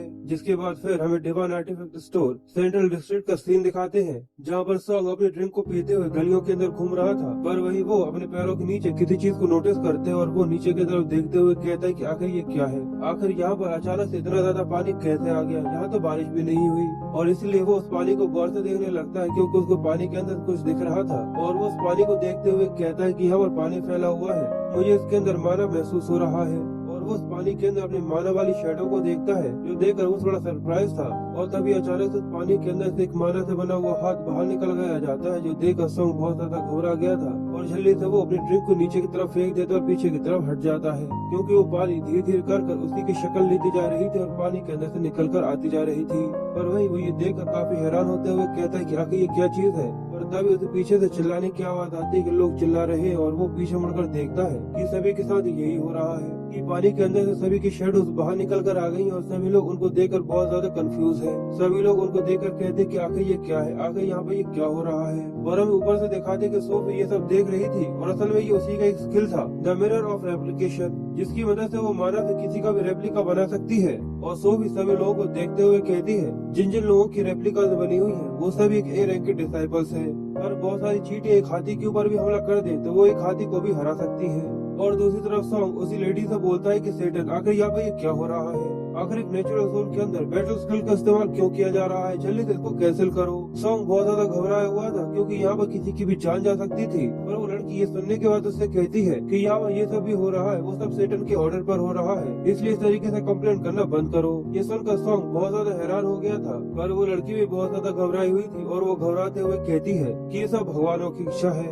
जो कहते हुए वो अपने डिवाइन आर्टिफैक्ट को, जो कि कप की तरह दिख रहा था, उसे एक्टिवेट कर देती है और सॉन्ग उसे मना करने की कोशिश करते हुए उसकी तरफ जंप कर उसे रोकने की कोशिश करता है, और तब एक जोरदार लाइट के साथ वो डिवाइन आर्टिफैक्ट एक्टिवेट हो जाता है, जिससे जितने भी पानी के बने हुए रेप्लिकास होते हैं, यानी जिन के भी रेप्लिकास पानी से बने थे, वो सभी की रियल बॉडीज को पानी की बॉल के अंदर कैप्चर कर लेती है, जिसकी वजह से वो लोग वहाँ पर पानी के अंदर डूबकर मरने लगते हैं। जिसके बाद वो लड़की अपने पीछे खड़ी हुई जितनी भी पानी से बनी हुई रेप्लिकास होती हैं, उन सभी से कहती है कि ठीक है, अब मैं यहाँ से जा रही हूँ डिवाइन स्टोर के अंदर, जहाँ पर मैं उस लड़के को जान से मार डालूंगी और तुम लोग मेरे साथ चलोगे, और उसी समय तुम लोग भी उस डिवाइन आर्टिफैक्ट शॉप के अंदर के अपराइजर को पकड़ लोगे। और हमें सॉन्ग का सीन दिखाते हैं जो कि बाकी लोगों की तरह पानी के बॉल के अंदर कैप्चर हो गया था, और वो ये देखकर उस पानी से बाहर आने की कोशिश करने के लिए अपनी फायर को रिलीज करने की कोशिश करता है, जिससे वो उस पानी के बॉल से बाहर आ सके। और वो साथ ही अपने मन में कहता है कि मुझे जल्द से जल्द इससे बाहर आना होगा, वरना मैं यहाँ पर बेहोश हो सकता हूँ। पर हमें ऐसा दिखाते हैं कि सॉन्ग यहाँ पर बेहोश होने वाला था, पर वही अब दूसरी तरफ उस स्टोर के अंदर हमें दिखाते हैं कि बहुत ज्यादा पानी सीलिंग से लीक होने लगा था, जिसको देखकर जियो थोड़ा सस्पिशियस होने लगता है और वो उस चीज को नोटिस कर लेता है कि ये पानी यहाँ अजीब तरीके से रिएक्ट कर रहा है। और जिन भी अपने आसपास देखते हुए कहता है कि बाहर ऐसा कुछ हुआ है जिसकी वजह से अजीब तरीके से माना यहाँ पर लीक हो रहा है। पर अगले ही पल वो पानी जिन के ऊपर अटैक कर उसको भी कैप्चर कर लेती है, जो देखकर जिन काफी हैरान हो गया था। और तभी जियोन के गले पर भी एक खंजर आकर रखा जाता है, जिसको जियोन नोटिस कर लेता है, पर वो जरा सा भी रिएक्शन नहीं देता। और वो लड़की जियोन को धमकाते हुए कहती कि हिलने की कोशिश भी मत करना, और साथ ही वो उसे आगे बोलती है मेरे यहाँ पर तुम्हारे अगेंस्ट जाने की जरा सी भी इच्छा नहीं है, पर तुमने यहाँ पर मेरी सेटन की बहुत ज्यादा बेइज्जती करी है, तुम्हारी वजह से मेरी सेटन बहुत ज्यादा घबराई हुई है, इसलिए अगर तुम यहाँ पर बिना फालतू में अपने खून को नहीं बगराना चाहते तो जरा सी बेवकूफी करने की कोशिश भी मत करना। जिसके बाद वो दोनों से आगे कहती है कि सेटन ने मुझसे कहा था कि मैं तुम दोनों को यहाँ पर जान से मार डालूं, पर मैं ये जानती हूँ कि अगर तुम दोनों जाकर उनसे माफी मांगोगे और मेरे सेटन के सामने घुटनों के बल बैठकर अपने सिर को उनके सामने रगड़ोगे, और अगर हमारे डिवाइन आर्टिफैक्ट को एक बहुत ज्यादा अच्छे प्राइस में खरीदोगे, तो मैं इस चीज की तुम दोनों से गारंटी लेती हूँ कि मैं सेटन से तुम लोगों के लिए बात करूंगी जिससे सेटन तुम दोनों को जिंदा छोड़ दे। और अब जिनको ये देखकर ऐसा लगता है कि अब उसके यहाँ पर एल लगने वाले हैं, पर जियोन तो उस लड़की से बड़े चिल्ड मूड के साथ कहता है कि आजकल के लोगों के लिए इस तरीके से पब्लिक एरिया में चाकू को घुमाना कोई नॉर्मल सी चीज है। जो कहकर वो उस डैगर को अपनी 2 उंगलियों से तोड़ देता है और साथ ही उससे आगे कहता है पर हमारे समय पर ऐसा कोई सोच भी नहीं सकता था कि हम लोगों को बाहर कभी वेपन का इस्तेमाल करना चाहिए। और जिन अपनी आंखों से ये सब देखकर बहुत ज्यादा हैरान और बहुत ज्यादा तंग हो जाता है। जिसके बाद जियोन बड़े ही आराम से जिनके साथ मजाक करते हुए उसे चिल्ड मूड के साथ कहता है क्या तुम्हें ऐसा लगता है कि ये लोग इस डैमेज के लिए यहाँ पर पे करेंगे। पर वो लड़की भी ये देखकर बहुत ज्यादा हैरान थी कि इसने बड़े ही आराम से उस डैगर को तोड़ दिया था। और जिन भी चीज को देखकर घबराते हुए अपने मन में कहता है ये डैगर एक्वेरियस का डिवाइन आर्टिफैक्ट है, पर इसने तो इसे केवल अपने एक हाथ से तोड़ दिया। और वो लड़की को भी ये देखने के बाद बहुत ज्यादा गुस्सा आ रहा था और वो जियोन के ऊपर अटैक करते हुए उससे कहती है मैंने तुमसे कहा ना कि तुम्हें जरा सा भी नहीं हिलना। और हमें दिखाते हैं कि उस पानी ने जिनको छोड़ दिया था और वो किसी मॉन्स्टर की तरह जियोन के ऊपर अटैक करने के लिए बड़ा सा मुंह खोलकर उसके ऊपर अटैक कर देता है। पर जियोन तो जियोन ठहरा, वो उसके ऊपर एक छोटा सा पंच मारकर कहता है कि हाँ हाँ मैंने सुन लिया। और उसके छोटे से पंच के साथ वो पानी पूरे से पानी की तरफ बिखर जाता है। और ये देखकर वो लड़की काफी हैरान थी। जिसके बाद जियोन एक क्रीपी सी हंसी हंसते हुए उससे कहता है कि तुम्हारे पास ऐसी और भी चीजें हैं, सच में इनको पंच करना काफी ज्यादा अच्छा लगता है। जो कहकर वो एक क्रीपी सी हंसी हंसता है। और ये देखकर वो लड़की घबराते हुए अपने मन में बोलती है इस चीज के ऊपर यकीन करना पूरी तरह अनबिलीवेबल है कि इसने केवल अपनी एक स्ट्राइक के साथ ए रैंक की रेप्लिकेशन को डिस्ट्रॉय कर दिया जैसा कि मेरे सेटन को लगा था। ये लड़का सच में बहुत ज्यादा खतरनाक है। पर जियोन तो उसके ऊपर जरा सा भी ध्यान नहीं दे रहा था और विजन से बड़े आराम से पूछता है क्या तुम्हें यहाँ पर कोई चोट तो नहीं लगी। तो जिन भी उसे कहता है कि नहीं, ये देखकर तो ऐसा नहीं लगता। और वो लड़की उसे देखते हुए अपने मन में बोलती है मुझे यहाँ पर जैसे भी कर इसको खत्म करना होगा जैसे ये मेरे सेटन के ऊपर कोई खतरा ना बन जाए। जो कि अगर वो अपने पास से वही पेंडेंट निकाल लेता है जो कि उसे सोफी ने दिया था, जिसको निकाल कर वो चिल्लाते हुए कहती है चलो मैं भी ये देखती हूँ कि क्या तुम इसे भी यहाँ पर खत्म कर सकते हो। ये सभी मेरे सेटन के हाई प्योरली माना से बने हुए हैं। जो कहते हुए वो ऑरेंज रैंक के वाटर बल्स को वापस समन कर लेती है। और ये सभी वुल्फ यहाँ पर वाटर के बने हुए थे और उनको देख देखकर ऐसा लगता है कि ये सभी मछली की तरह है, पर सच में जियोन तो जियोन है। वो उन सभी मॉन्स्टर्स को देखकर खुश होते हुए कहता है कि वाह, यानी सच में उसने बहुत देर के बाद मुझे एक अच्छी फीस्ट दी है जिससे मुझे थोड़ा सा मजा आए। जिसके बाद जियोन जिन की दुकान से 2 डेगर्स उठाते हुए उसे कहता है कि जिन, मेरी बात सुनो, तुमने मुझसे थोड़ी देर पहले कहा था ना कि मैं यहाँ से जो चाहूँ वो ले सकता हूँ, तो मुझे ये 2 प्लेट्स पसंद आई है, तो अभी के लिए मैं इन्हें ले रहा हूँ। जो बोलते ही जियोन अपनी जगह से अचानक से गायब हो गया था और जिन भी उसकी स्पीड देखकर बहुत ज्यादा हैरान हो गया था। और हमें आगे दिखाते कि जियोन अपनी फुल स्पीड के साथ उन वुल्फ के ऊपर अटैक करने के लिए आगे बढ़ गया था और वो सभी वुल्फ भी जियोन की तरफ देखकर उसकी तरफ आगे बढ़ने लगते हैं। पर जियोन तो उन ब्लेड के साथ अपने चीज की पावर्स को मिस करने के बाद बड़े ही आराम से उन सभी वाटर वुल्फ को काटते हुए कहता है कि वाह, सच में ये नाइफ तो काफी ज्यादा कमाल की है। और यहाँ पर उसका सिस्टम उसे बताता है कि तुम इनके कांटेक्ट में आने की वजह से उनके डाटा को ऑब्टेन कर रहे हो। ये देखकर जियोन खुश होता है। वो सभी वेयरवुल्फ के ऊपर कट लगाते हुए आगे कहता है कि जैसे इन डॉग से एक्सपेक्ट किया जा सकता है, ये सब ए रैंक के मटेरियल्स हो सकते हैं या फिर उससे ऊपर के। सच में क्या कमाल की बात है, मैंने ऐसा कभी भी नहीं सोचा था कि मेरे यहाँ पर आने पर कुछ ऐसा भी मेरे सामने अपीयर हो जाएगा। जो कि अगर जियोन ने सभी वाटर वुल्फ को वहाँ पर काट डाला था और उसके बाद वो यहाँ पर फिर से क्रीपी और बहुत ज्यादा खतरनाक सी हंसी हंसने लगता है, जो सच में देखने में बहुत ही ज्यादा डरावनी लग रही है। और उसका सिस्टम उसे बताता है कि तुमने मिरर ऑफ रेप्लिकेशन के फ्रेगमेंट्स को ऑब्टेन कर लिया है। और उसके बाद और भी कई सारी नोटिफिकेशंस आती हैं जहाँ पर उसे पता चलता है कि यहाँ पर तुम डाटा को बिना सोए भी ऑब्टेन कर सकते हो और तुम यहाँ पर किसी को भी देखकर उसके डाटा को ऑब्टेन कर सकते हो, जो कि तुम्हारी मेंटिकल बूस्ट ट्रेनिंग है। और इसके अलावा तुम्हारी स्ट्रेंथ 5% से इंक्रीज हो गई है। और यहाँ पर सभी वाटर वुल्फ्स को मारने की वजह से, उनके डाटा को ऑब्टेन करने की वजह से तुम्हारी स्ट्रेंथ 5% से इंक्रीज हो गई है और तुम्हारे ज़ोडिएक एक्सपीरियंस पॉइंट भी इंक्रीज हो गए हैं। ये देखकर जियोन खुश होते हुए कहता है कि वाह, सच में मेरे स्कोर तो काफी ज्यादा बढ़ चुके हैं। पर वो लड़की ये देखकर बहुत ज्यादा घबराई हुई थी और अभी भी उसे अपनी आंखों के ऊपर यकीन नहीं हो रहा था। और वो अपने मन में बोलती है, इस चीज के ऊपर अभी भी मुझे यकीन नहीं हो रहा जो कि मेरी आंखों ने देखा है। इसने यहाँ पर मेरे सेटन के समन किए हुए सभी मॉन्स्टर्स को बड़ी आसानी से खत्म कर दिया। जिसके बाद जियोन उस लड़की से आगे चिल्लाते हुए उससे कहता है, उससे ये मत कहना कि बस इतना सा करने के बाद तुम यहाँ पर खत्म हो चुकी हो और अब तुम्हारे पास कुछ भी नहीं है।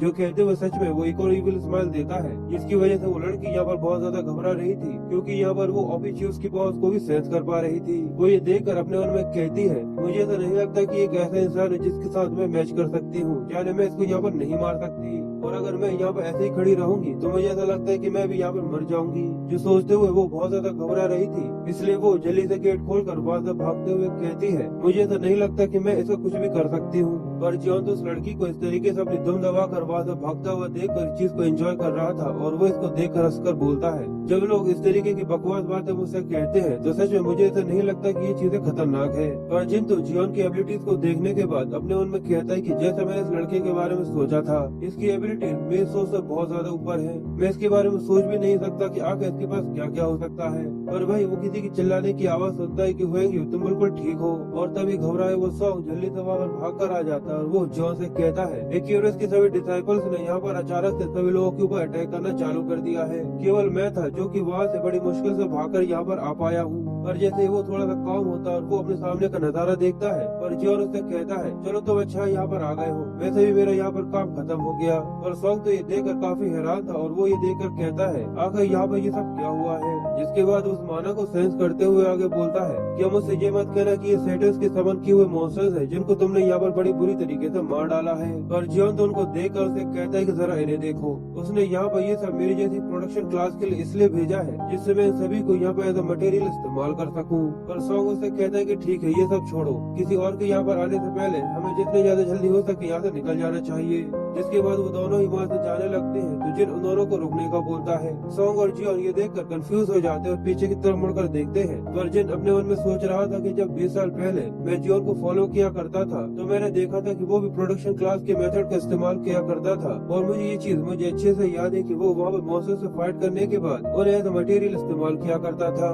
जिसके बाद वो चिल्लाते हुए जियोन से आगे कहता है, ये डेमोनिक एक्सप्रेशंस जो कि तुमने थोड़ी देर पहले दिखाए थे, वो बैटल जो कि पागलपन की तरह है, मुझे ऐसा लगता है कि तुम सच में जियोन हो। पर जिन अपनी बात पूरी कर पाता उससे ही पहले जियोन उसे चुप होने का इशारा कर देता है। जिसके बाद वो अपनी स्माइल के साथ उसे सारी बात क्लियर कर देता है और ये देखकर जिन समझ चुका था कि यहाँ पर जियोन सच में जिंदा हो चुका है और वो वापस आ चुका है। और ये देखकर वो इतना ज्यादा खुश था कि उसकी आंखों में आंसू आ जाते हैं और वो इमोशनल हो जाता है। फिर जियोन वहाँ से जाते हुए उससे आगे कहता है कि मैं थोड़ी ही देर बाद मेरे मटेरियल को वापस लेने के लिए आऊंगा, इसलिए इस चीज का ध्यान रखना कि ये सब सेफ रहे और मुझे बाद में तुमसे भी कुछ सवाल करने हैं। जिसके बाद जिन सॉन्ग के सामने झुकते हुए उसका शुक्रिया करता है, उससे कहता है कि फिर यहाँ पे जरूर आना। और फिर सॉन्ग के और जियोन के वहाँ से चले जाने के बाद सॉन्ग उससे पूछता है कि आखिर यहाँ पर सेठ तुम्हें टारगेट क्यों बना रही है। तो जियोन उससे कहता है मुझे ऐसा लगता है कि मेरा उसके ऊपर कोई रॉन्ग ऑपरेशन जमा है। तो इस सुनकर सॉन्ग घबराते हुए कहता है कि तुमने यहाँ पर उसे भी तुम्हारा दुश्मन बना लिया है या फिर ऐसा ही कुछ। तो जियोन उससे कहता है कि बस थोड़ी देर रुको, थोड़ी देर बाद मैं तुम्हें कुछ अम्यूजिंग दिखाऊंगा।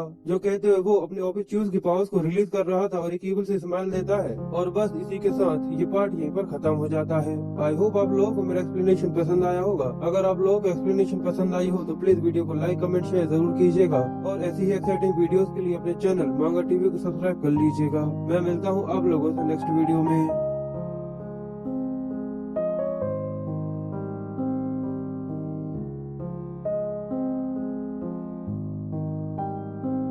हे गाइस, मैं हैप्पी मांगा टीवी पर आप लोगों का स्वागत करता हूँ। गाइस, वीडियो की शुरू करने से पहले मेरी आप लोगों से एक रिक्वेस्ट है कि जितना ज्यादा हो सके वीडियो को शेयर कीजिए और लाइक और कमेंट जरूर कीजिएगा। कोशिश ये कीजिए कि जितना ज्यादा अच्छा हो सके इस वीडियो पर रिस्पॉन्स आए, क्योंकि जितना ज्यादा अच्छा रिस्पॉन्स आएगा उतना ज्यादा जल्दी मेरे चैनल ग्रो करेगा और जितना ज्यादा जल्दी मेरा चैनल ग्रो करेगा हम लोग उतने ज्यादा जल्दी 15K का केक काटेंगे।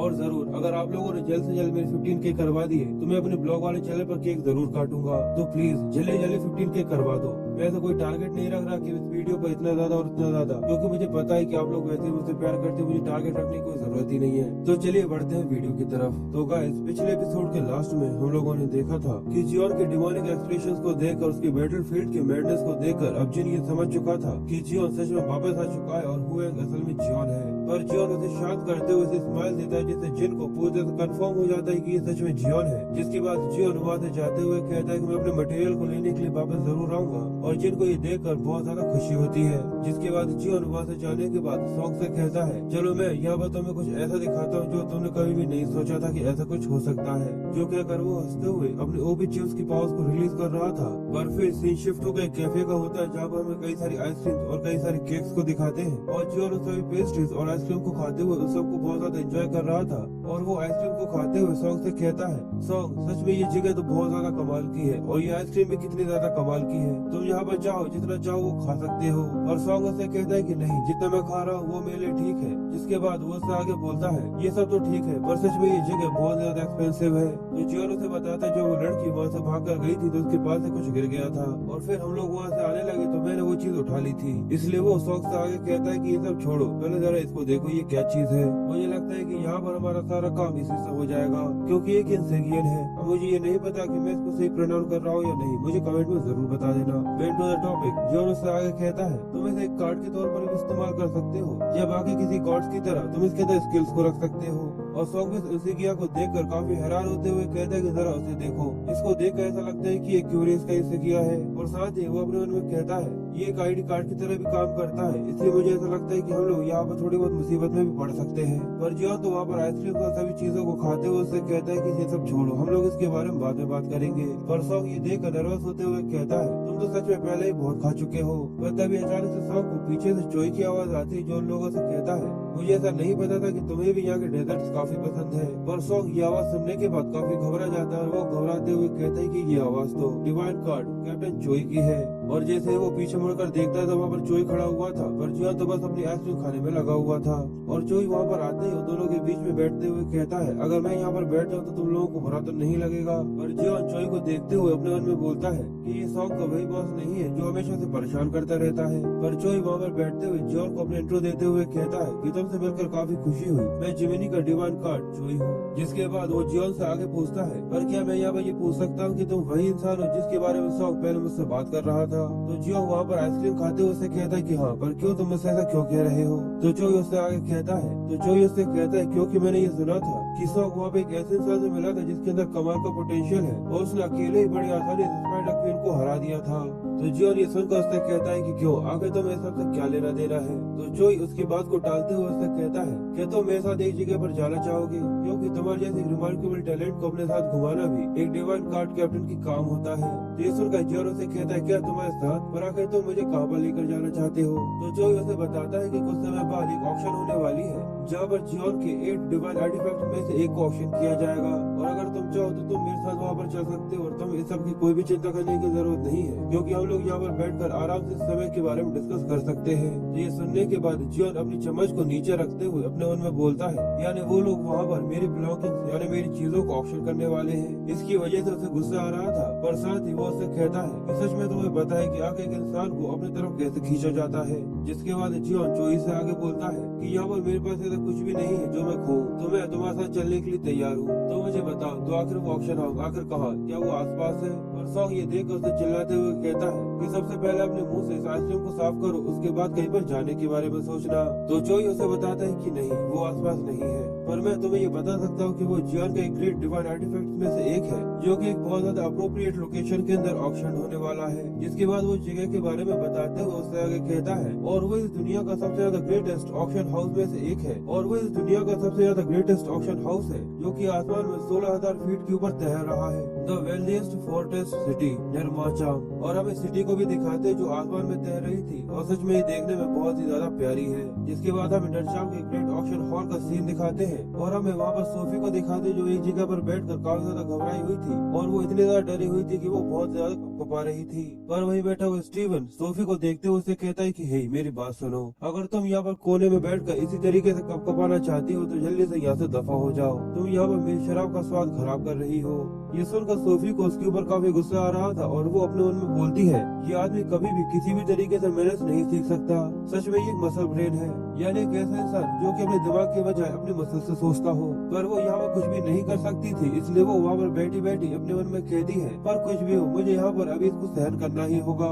और ये वो इंसान है जो कि हमेशा से जियोन से अपने आप को आगे समझता है, और मुझे ऐसा नहीं लगता कि इस दुनिया में इसके साइड में बैठने के अलावा कोई ऐसी जगह हो सकती है जो मेरे लिए काफी ज्यादा सेफ हो। जिसके बाद स्टीवन खड़ा होकर वहाँ से जाते हुए सोफी से कहता है, मैं अभी के लिए यहाँ से जा रहा हूँ, पर मेरी बात कान खोलकर सुनो, जो यहाँ पर जियोन का वेपन ऑक्शन होने वाला है वो मेरा है, इसलिए तुम उसके बारे में अपने दिमाग में एक ख्याल भी लेकर मत आना कि तुम उसके ऊपर कोई ऑक्शन लगा सकती हो। जो कहकर वो वहाँ से जाने लगता है, पर सोफी उससे कहती कि आखिर तुम कहाँ जा रहे हो? तो स्टीफन उसे जवाब देते हुए कहता है कि सबसे तुम्हें कोई भी लेना देना नहीं है, चुपचाप से यहाँ पर बैठी रहो और बस मेरा वेट करो। जिसके बाद सोफी अपने आप को शांत करते हुए आगे कहती है, अब मुझे थोड़ा सा शांत हो जाना चाहिए, मुझे ऐसा नहीं लगता कि वो इंसान यहाँ पर कुछ भी कर आ सकता है। पर वही उसका ध्यान खिड़की से नीचे की तरफ जाता है, जिसको देखकर वो काफी सरप्राइज हो जाती है, और वो वहाँ पर हुगो को घूमता हुआ देखती है, जिसको देखकर वो खुश होकर कहती है, ये समय सच में काफी ज्यादा अच्छा है और मुझे एक वैल्यूएबल कस्टमर मिला है, तो चलो इसको कुछ बेचने की कोशिश करते हैं। जिसके बाद हमें हुगो का सीन दिखाते हैं जो वहाँ पर जियोन को ही ढूंढ रहा था,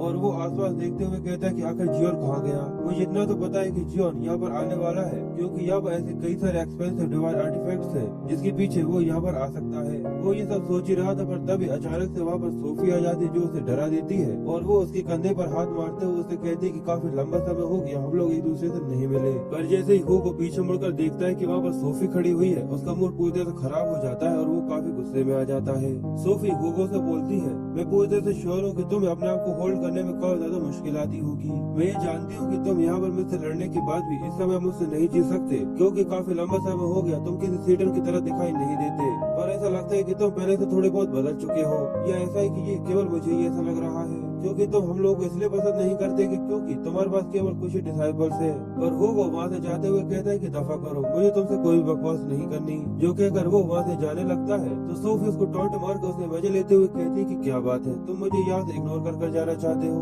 या तुम फिर से वही करना चाहते हो जो तुम करना चाहते हो, जिसकी वजह से शायद तुम अपने बच्चों को खो दो, जैसे कि तुमने अपनी वाइफ को खो दिया था। ये देखकर हुगो को काफी गुस्सा आता है, क्योंकि वो अपनी वाइफ के बारे में इस तरीके से नहीं सुन सकता था। और सोफी उससे आगे कहती कि हाँ मुझे याद आया कि वो अभी तक मरी नहीं है, पर वैसे भी क्या पता वो कब मर जाए। वैसे भी तुम तुम्हारी फैमिली के तबाह होने पर कुछ भी नहीं कर सकते, जिसकी वजह से तुम्हारी फैमिली तुम्हें पता है कि किस तरीके से टूटती जा रही है। जो कहकर वो हुगो के मजे ले रही थी, और वो उसको काफी ज्यादा टॉर्चर भी करती है, और ये सुनकर हुगो को उसके ऊपर काफी ज्यादा ज्यादा गुस्सा आता है, जिसकी वजह से वो अपने गुस्से को कंट्रोल नहीं कर पाता और अपनी पावर्स को रिलीज करने लगता है और वो सोफी पर अटैक कर देता है, जिसकी वजह से टावर के ऊपर एक ब्लास्ट होता है और हमें दिखाते कि हुगो ने सोफी को एक साइड में कर दिया था और वो उससे गुस्से में कहता है, मैंने तुमसे कहा ना कि यहाँ से दफा हो जाओ। और सोफी को उस पर अभी भी हंसी आ रही थी और वो उससे आगे कहती है, प्लीज अपने गुस्से को शांत रखो, मैं समझ गई कि तुम्हारे पास सब कुछ ठीक है। वैसे भी मैं ये भूल चुकी थी कि ये सब कुछ 10 साल से भी ज्यादा हो चुके हैं, या फिर शायद तुम ये भूल चुके हो कि आखिर तुम्हारा स्टेटस एक हाफ सेटन का है,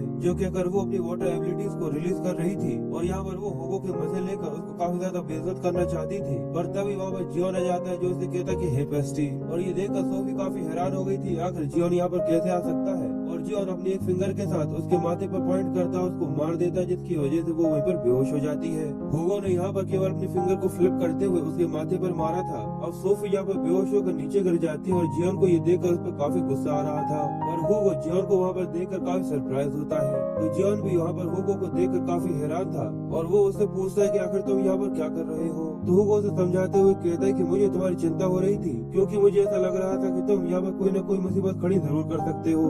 तो ये सुनकर जियोन उसे कहता है, क्या तुम्हें मेरी चिंता हो रही थी। जिसके बाद वो अपने आप को कवर करते हुए उसे कहता है, मुझे ऐसा लगता है कि तुम मुझे पसंद करने लगे हो। तो ये सुनकर हुगो की शक्ल उतर जाती है, क्योंकि जियोन यहाँ उसको कुछ और ही मतलब निकाल रहा था और वो उसे कहता है कि फालतू बकवास करना बंद करो जियोन। जिसके बाद जियोन एक बुरा सा मुंह बनाते हुए कहता है कि सबके बारे में छोड़ो, पर मुझे अब ये बताओ कि आगे इस लड़की का क्या करना है। जहाँ पर भी मैं जाता हूँ ये लड़की मेरे पीछे पीछे आ जाती है। जिसके बाद जियोन इस सब के बारे में सोचते हुए आगे कहता है कि ऐसा तो नहीं कि ये लड़की मुझे पसंद करने लगी हो। पर हुगो को ये देखकर उस पर तरस आता है, वो कहता है, लगता है कि तुम बीमार हो, पूरे से बीमार। और बस यहाँ पर जियोन के फालतू से मजाक के साथ ये पार्ट यहीं पर खत्म हो जाता है।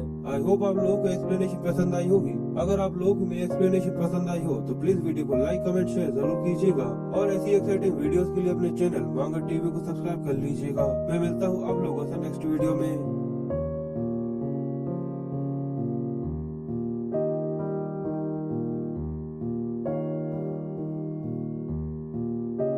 गाइस, मैं हैप्पी मांगा टीवी पर आप लोगों का स्वागत करता हूं। तो गाइस, पिछले एपिसोड के लास्ट में हम लोगों ने देखा था सोफी हुगो को परेशान कर कर उसे टॉर्चर करना चाहती थी और उसके मजे लेना चाहती थी, जिससे वो उसे बहुत ज्यादा बेइज्जत करे और उसकी बहुत ज्यादा बेइज्जती करे। पर तभी जियोन वहाँ पर आकर सोफी के माथे पर अपनी उंगली से मारता है, जिसकी वजह से वो वहाँ पर बेहोश हो जाती है। और जियोन हुगो से पूछता है कि आखिर तुम यहाँ पर क्या कर रहे हो। तो हुगो उसे बताता है कि मुझे तुम्हारी चिंता हो रही थी, इसलिए मैं यहाँ पर तुम्हें देखने के लिए आया था। तो जियोन इसका कुछ और ही मतलब निकाल लेता है। जिसके बाद वो हुगो से पूछता है कि ये बताओ कि आखिर अब हमें आप इस लड़की का क्या करना है, क्योंकि ये जहाँ पर भी मैं जाता हूँ वहाँ पर आ जाती है। जिसके बाद वो इसी के बारे में सोचते हुए कहता है कि ऐसा तो नहीं सोफी यहाँ पर मुझे पसंद करने लगी हो। पर हुगो को ये देख ऐसा लगता है कि पूरे से पागल हो चुका है। जिसके बाद हमें सोफी के अंदर की फीलिंग्स के बारे में पता चलता है कि सोफी यहाँ पर जियोन से काफी ज्यादा क्यों डरती है। और सोफी हमें जियोन के बारे में बताती है कि जियोन जो कि हमारा 13th सेटन है, जो कि हम लोगों में सबसे ज्यादा खतरनाक और सबसे ज्यादा पावरफुल है। इसी वजह से मैं उससे हमेशा से नफरत करती हूँ। नहीं, मैं उससे बहुत ज्यादा डरा करती थी, क्योंकि उसके चेहरा बहुत ज्यादा खतरनाक लगता है, क्योंकि उसके चेहरे पर बहुत ज्यादा स्कार्स है और इसके अलावा उसकी एग्रेसिव पर्सनैलिटी। अगर तुमने उसके साथ कुछ भी गलत किया हो तो वो तुम्हें कभी भी माफ नहीं करने वाला। और उसके अलावा उसकी कोल्ड आईज, जो कि हमेशा मुझे बहुत बुरी तरीके से देखा करती है। जिसके बाद हमें 20 साल पहले के एक इंसिडेंट के बारे में बताया जाता है। 20 साल पहले का एक आम दिन, जब रात में बहुत ज्यादा बारिश हो रही थी, पर तभी अचानक से मेरे घर का दरवाजा टूटता है और वहाँ पर जियोन आ जाता है। मेरे सभी डिसाइबल्स उसको रोकने की कोशिश करते हैं, पर वो किसी की भी नहीं सुनता। मेड उससे कहती है कि ये केरोस का सेटन है, जल्दी से यहाँ से दफा हो जाओ। पर जियोन अपनी पावर्स की मदद से उसे डराते हुए कहता है कि मेरे रास्ते से दफा हो जाओ, वरना मैं तुम्हें यहाँ पर नहीं छोड़ूंगा। ये सुनकर सभी लोग डर जाते हुए जल्दी से वहाँ से भाग जाते हैं। पर तभी सोफी उसके सामने आते हुए उससे कहती है, जियोन आखिर सबका मतलब क्या है, आखिर तुम्हारी मेरे महल के अंदर घुसने की हिम्मत भी कैसे हुई, जल्दी से यहाँ से दफा हो जाओ। पर जियोन को इस सबसे फर्क नहीं पड़ता कि कोई लड़का है या लड़की, अगर उसे तुम पर गुस्सा आ रहा है तो वो तुम्हें नहीं छोड़ेगा। और उसने भी ऐसा ही मेरे साथ किया था। उसने मेरे कंधे को पकड़कर मेरी दीवार से टकरा दिया और वो गुस्से में मुझसे कहता है, क्या तुम सच में यहाँ पर मरना चाहती हो। और उसकी आंखें देखकर सच में मैं बहुत ज्यादा डर गई थी। पर फिर भी मैं इस सब का सामना करते हुए उससे पूछती हूँ कि आखिर सब का मतलब क्या है। तो ये सुनकर जियोन मुझसे कहता है, क्या तुम सच में ये जानना चाहती हो। मैंने तुम्हें वहाँ लोगों को ट्रीट करने के लिए भेजा था जो कि मॉन्स्टर्स के हमले की वजह से घायल हो गए थे, पर आखिर तुम यहाँ पर फालतू इस तरीके से क्यों घूम रही हो। जिसके बाद वो सोफी का हाथ पकड़ते हुए उससे आगे कहता है, तुम्हें मेरे हाथ पैर देखकर क्या लगता है कि मैं यहाँ पे विकलांग हूँ, क्योंकि यहाँ पर मैं तुम्हें बचाने की वजह से इतना ज्यादा घायल हुआ हूँ। जो कहकर वो उसका हाथ पकड़ लेता है और अपने ग्रिप की वजह से उसके हाथ को तोड़ने लगता है। और इसकी वजह से सोफी को भी बहुत ज्यादा दर्द हो रहा था, जिसके बाद उसे घसीटते हुए वहाँ से ले जाते हुए उससे कहता है, तुम ही अकेली वो जिसने मुझसे कहा था कि तुम उन लोगों को ट्रीट करोगी, इसलिए जल्दी से मेरे साथ चलो और जाकर उनकी रक्षा करो। और ये सुनने के बाद भी सोफी को इस चीज से फर्क नहीं पड़ता और वो वहाँ से जाना नहीं चाहती थी, इसलिए वो जियोन से कहती है कि जल्दी से यहाँ से दफा हो जाओ और मुझे छोड़ो। तुम्हें क्या लगता है कि मुझे उन लोगों की परवाह होगी अगर वो लोग वहाँ पर मर भी जाते हैं तो? वो लोग तो ये सोचकर बहुत ज्यादा खुश होंगे कि उन लोगों ने इंसानियत को बचाने के लिए अपने सेक्रीफाइस किया और उन लोगों ने मेरी रक्षा करी। और क्या उसके बाद भी तुम ये चाहते हो कि एक सेटन जाकर वहाँ पर उन लोगों की रक्षा करे और उन लोगों के सामने भीख मांगे? वैसे भी सभी लोगों से मैं बहुत सारी बकवास सुन चुकी हूँ। ज्यादातर लोग अब यही कहा करते हैं कि हम लोग बहुत ज्यादा यूजलेस है और हम किसी भी काम के नहीं है। और मैं अभी तक वो बातें नहीं बोली जिस तरीके की बकवास वो लोग किया करते थे और उनकी वजह से किस तरीके की तबाही मची थी। ये सुनकर जियोन को काफी गुस्सा आता है और वो उससे कहता है, क्या आखिर तुम्हारा इस सबसे क्या मतलब है? तो सोफी उससे बोलती है, अगर तुम मेरी बात समझ में नहीं आ रही तो जल्दी से यहाँ से दफा हो जाओ, क्योंकि वैसे भी कल मेरे एक इंटरव्यू है जिसके लिए मुझे जाकर मेकअप करना है। जो कि अगर वो जियोन की ग्रिप से अपने हाथ को छुड़ा लेती है, पर साथ ही वो इस चीज की वजह से दर्द में थी और वो रोते हुए कहती है, सच में तुम्हारी ग्रिप बहुत ज्यादा हार्ड है। पर अब सोफी की बात सुनने के बाद जियोन अपने गुस्से पर कंट्रोल नहीं कर पाता और वो बहुत ज्यादा गुस्से में आकर सोफी के चेहरे पे एक जोरदार चमाट मार देता है, जिसकी वजह से सोफी की शक्ल किसी बंदर की तरह लाल हो जाती है। और जियोन उससे आगे कहता है, जैसा मुझे तुमसे एक्सपेक्ट करना चाहिए था, एक जानवर कभी भी इंसानों की भाषा नहीं समझ सकता। एक जानवर हमेशा पिटाई की बात समझ सकता है, इसलिए अब तुम पिट चुकी हो, जल्दी से यहाँ से चलो वरना मैं तुम्हें और भी ज्यादा पीटने वाला हूँ। जो कहकर वो उसे वहाँ से ले जाता है और लोगों को ट्रीट करवाता है। और सोफी आगे कहती है, आखिर में वो मुझे वहाँ से घसीट कर ले गया और वहाँ पर मेरी भी हालत खराब थी और उसके बाद ही मैंने सभी इंजर्ड लोगों को जाकर ट्रीट किया, जिसके बाद मैं खुद ही जाकर बेहोश हो गई थी। और इसी की वजह से कि जियोन इतना ज्यादा रूड है, मैं सच में उससे बहुत ज्यादा नफरत करती हूँ। जिसके बाद सीन फिर से प्रेजेंट टाइम में आ जाता है, जहाँ पर जियोन सोफी के सामने बैठा हुआ था और वो उसको देखकर कहता है, तुम बहुत देर सो गई हो और तुम सच में नींद में बहुत ज्यादा बड़बड़ाती हो। सोफी को जैसे ही होश आता है तो वो अपने आप को देखकर काफी कंफ्यूज होती है, क्योंकि जियोन ने यहाँ उसको रस्सी से बांध दिया था। और सोफी अपने सामने जियोन को देखकर बहुत ज्यादा घबरा गई थी और वो बहुत जोर जोर से चिल्लाने लगती है। जिसके बाद वो चिल्लाते हुए जियोन से आगे कहती है, अगर तुम्हारे यहाँ मुझे इस तरीके से बांधने की हिम्मत भी कैसे हुई, जल्दी से मुझे यहाँ से रिलीज करो। क्या तुम्हें ये पता भी है कि मैं एक सेटन हूँ? उसके बाद भी तुम्हारी मेरे साथ ऐसा करने की हिम्मत भी कैसे हुई? पर जियोन ये सुनने के बाद कोई भी रिएक्शन नहीं देता और वो उससे कहता है, सच में तुम इन 20 सालों में जरा सी भी नहीं बदली हो, जैसे तुम पहले रिपोर्ट किया करती थी वैसे ही अभी भी हो। और हुगो भी ये देखकर लंबी से सांस लेते हुए कहता है, जैसा कि मैंने तुमसे बोला था। और सोफी उन दोनों की बात सुनने के बाद अपने मन में कहती है कि अभी भी तुम्हें ऐसा ही लगता है कि तुम मेरे सामने ऐसे ही खड़े हो सकते हो? क्या अभी भी तुम्हें ऐसा ही लगता है कि जो चीजें 20 साल पहले थी वो बिल्कुल अभी तक सेम है? पर साथ ही वो आगे बोलती है, मैंने अपने हाथों के ऊपर एसिडिक फ्लूइड को डिस्ट्रीब्यूट कर दिया है, जिसकी वजह से जिन रस्सियों ने मेरे हाथों को बांधा हुआ है वो थोड़ी देर में कटकर नीचे गिर जाएंगी। और उसके बाद बस मुझे यहाँ से निकलकर स्टीवन के पास जाकर उससे मिलना है और उसके बाद तुम्हारी खैर नहीं। वो ये सब सोच रही थी, पर तभी जियोन उसके माथे में फिर से अपनी उंगली पर टनका देता है, जिसकी वजह से वो वहाँ पर रोने लगती है। और जियोन उससे आगे कहता है, क्या सच में क्या तुम्हें ऐसा लगा था कि यहाँ पर तुम्हारी ट्रिक काम करेगी? मैं उसके बारे में पहले से ही जानता हूँ। और ये देखकर सोफी को काफी ज्यादा गुस्सा आता है, पर जियोन अपने हाथ को देखकर काफी कंफ्यूज था और वो उसको देखकर कहता है कि आखिर ये क्या है, क्योंकि वहाँ पर उसकी उंगली जल रही थी। और सोफी ये देखकर पागलों की तरह हंसते हुए कहती है, तुम सच में एक बहुत ज्यादा बड़े बेवकूफ हो। मेरे पास एक एसिडिक प्रोटेक्शन स्किल है जो कि कोई भी जब मेरे बॉडी के ऊपर स्ट्राइक लगाने की कोशिश करता है तो एक्टिवेट हो जाता है। और अब बस थोड़ी देर में मेरा एसिडिक मैजिक तुम्हारे हाथ के जरिए तुम्हारी पूरी बॉडी के अंदर फैल जाएगा और तुम्हारी बॉडी को पिघला देगा। और ये मेरे एक्यूरियस का सबसे ज्यादा खतरनाक और सबसे ज्यादा स्ट्रॉन्गेस्ट प्रोटेक्शन स्किल है। जो कि अगर वो अपने मन में जियोन को ऐसा सोच रही थी कि जैसे जियोन यहाँ पर पूरी तरह से तबाह होने वाला है, पर जियोन यहाँ पर उसकी सभी उम्मीदों के ऊपर पानी डालते हुए अपने मिडिल फिंगर दिखाता है और उसे कहता है, अगर अच्छा ऐसी बात है तो ये मेरा सबसे ज्यादा स्ट्रॉन्गेस्ट फक ऑफ है। जो कि अगर वो उस मिडिल फिंगर दिखा रहा था और साथ ही वो अपनी फुल रिकवरी को इस्तेमाल करते हुए अपने फिंगर को फिर से बिल्कुल ठीक कर लेता है। पर ये देखने के बाद सोफी के चेहरे के सारे तोते उड़ जाते हैं और रंग भी न जाने कहां पर गायब हो जाता है। वो ये देखकर घबराते हुए कहती कि आखिर ये क्या था? आखिर इसकी बॉडी का मेटल पार्ट अचानक से पूरी तरह से रिकवर कैसे हो सकता है? ये किसी तरीके की रिकवरी नहीं है, ये तो एक ब्रोकन स्किल है। फिर जियोन सोफी से कहता है, चलो हम लोग उन चीजों को फिर से शुरुआत से शुरू करते हैं जो हम लोगों के बीच में हुई थी। फिर वो सारी चीजों को गिराना चालू करते हुए कहता है, मैंने सुना था कि तुम लोगों से ये कह रही थी कि तुम एक डॉक्टर हो, इसकी वजह से अभी तुम्हें एक स्ट्राइक पड़ेगी। मुझे पता है कि तुमने वहाँ पर आते ही उस अपराइजर के स्टोर के अंदर अटैक करवाया था, जिसकी वजह से तुम्हें 5 स्ट्राइक्स पड़ेंगी। और इसके अलावा तुमने हुगो से क्या क्या कहा, उसकी वजह से तुम्हें 15 स्ट्राइक्स पड़ेंगी। और ये सब सुनने के बाद सोफी की हालत बहुत ज्यादा खराब हो जाती क्योंकि उसको पता था कि अब उसके साथ यहाँ पर क्या होने वाला है। और सोफी घबराते हुए कहती कि रुको रुको, बस 1 मिनट के लिए रुक जाओ। ये सुनकर जियोन उसे कहता है कि रुक जाओ, तो वो थोड़ी देर के लिए वहाँ पर खड़ा हो जाता है। जिसके बाद वो उसको मारना चालू करते हुए कहता है कि तुम्हारा इंतजार यहाँ पर खत्म हुआ। जिसके बाद वो उसके सर को बजाना चालू कर देता है और वो वहाँ पर चाय पीते हुए इस चीज को फील करते हुए कहता है जियोन यहाँ पर सभी को इक्वली हिट करता है, चाहे वो यहाँ पर एक मर्द हो या औरत, वो किसी को भी नहीं बख्शता। और ये भी एक रीजन है जिसकी वजह से जियोन अपने आप को जियोन बनाता है। पर वही वो जियोन को देखते हुए इस चीज को नोटिस करते हुए कहता है क्या मैं यहाँ पर इन सब चीजों को इमेजिन कर रहा हूँ या फिर इसके डिवाइन स्टेट्स जैसे जैसे हिट करता जा रहा है उसके हर एक हिट के साथ बढ़ते जा रहे हैं। और हमें पता चलता है कि जैसे जैसे जियोन सोफी को हिट करता जा रहा था उसके डिवाइन स्टेट्स धीरे धीरे करके बढ़ते जा रहे थे।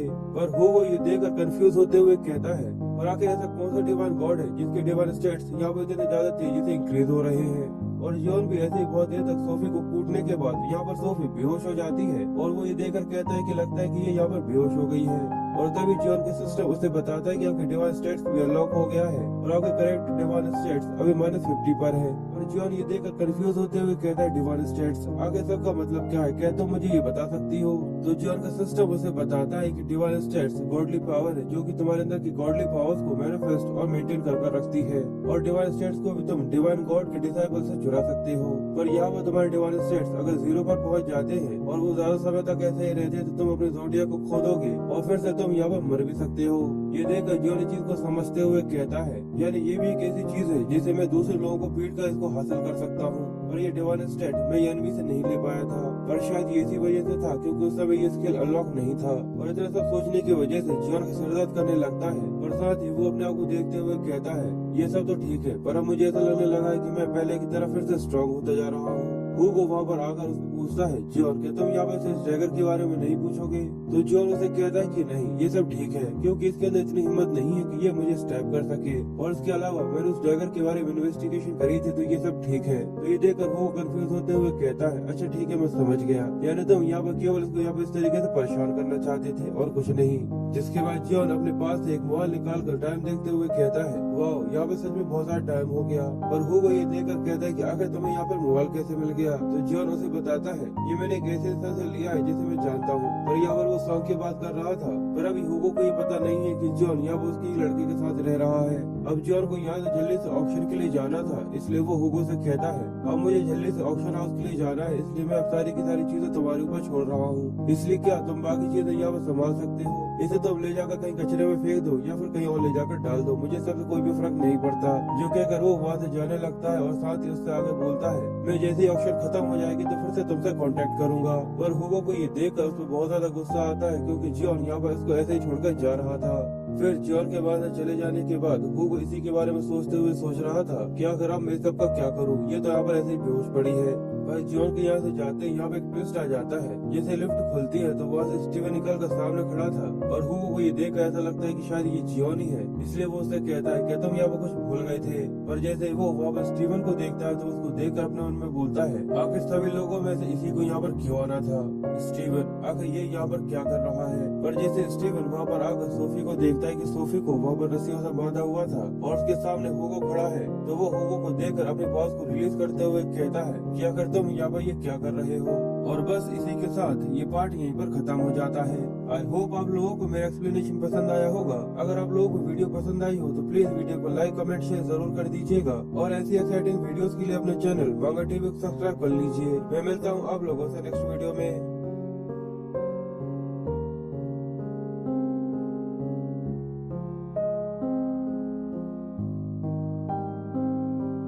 हे गाइस मैं हैप्पी मांगा टीवी पर आप लोगों का स्वागत करता हूं। तो गाइस पिछले एपिसोड के लास्ट में हम लोगों ने देखा था सोफी की हालत बहुत ज्यादा खराब करने के बाद जियोन जल्दी से मोबाइल निकाल कर टाइम देखकर अपनी ऑप्शन को अटेंड करने के लिए वहाँ से निकल जाता है और अपने बाकी बचा हुआ सारा काम हुगो के कंधे पर डाल जाता है। इसकी वजह से हुगो को उस पर काफी गुस्सा आ रहा था, पर अब जियोन वहाँ से जा चुका था तो हुगो इस चीज का कुछ भी नहीं कर सकता था। पर यहाँ पे एक ट्विस्ट आ जाता है, जियोन के वहाँ से जाते ही स्टीवन वहाँ पर आ जाता है जिसको देखकर हुगो अपने मन में कहता है आखिर सभी लोगों में से आखिर इसी को यहाँ पर क्यों आना था। और स्टीवन भी वहाँ पर सोफी की हालत देखकर और हुगो को वहाँ पर खड़ा हुआ देखकर अपने पावर्स को रिलीज करते हुए हुगो से बोलता है कि आखिर तुम यहाँ पर क्या कर रहे हो। और स्टीवन और हुगो दोनों ही एक दूसरे के आमने सामने खड़े हुए थे और स्टीवन अपने चश्मों को उतारते हुए हुगो से बोलता है सेजिटेरियस, हम लोगों को मिले हुए काफी लंबा समय हो गया, पर शायद मुझे ऐसा नहीं लगता कि हम दोनों के बीच में कोई फ्रेंडली ग्रीटिंग्स होने वाली है। जो कहते हुए वो अपनी पावर्स को अपनी आंखों में साफ दिखा रहा था कि उसे यहाँ पर कितना ज्यादा गुस्सा आ रहा है। तो हुगो स्टीवन से कहता है कि आखिर तुम यहाँ पर क्या कर रहे हो। तो स्टीवन उसे बताता है कि सोफी ने मुझे यहाँ पर उसके अलायंस के लिए बुलाया था, इसलिए मैं यहाँ पर हूँ,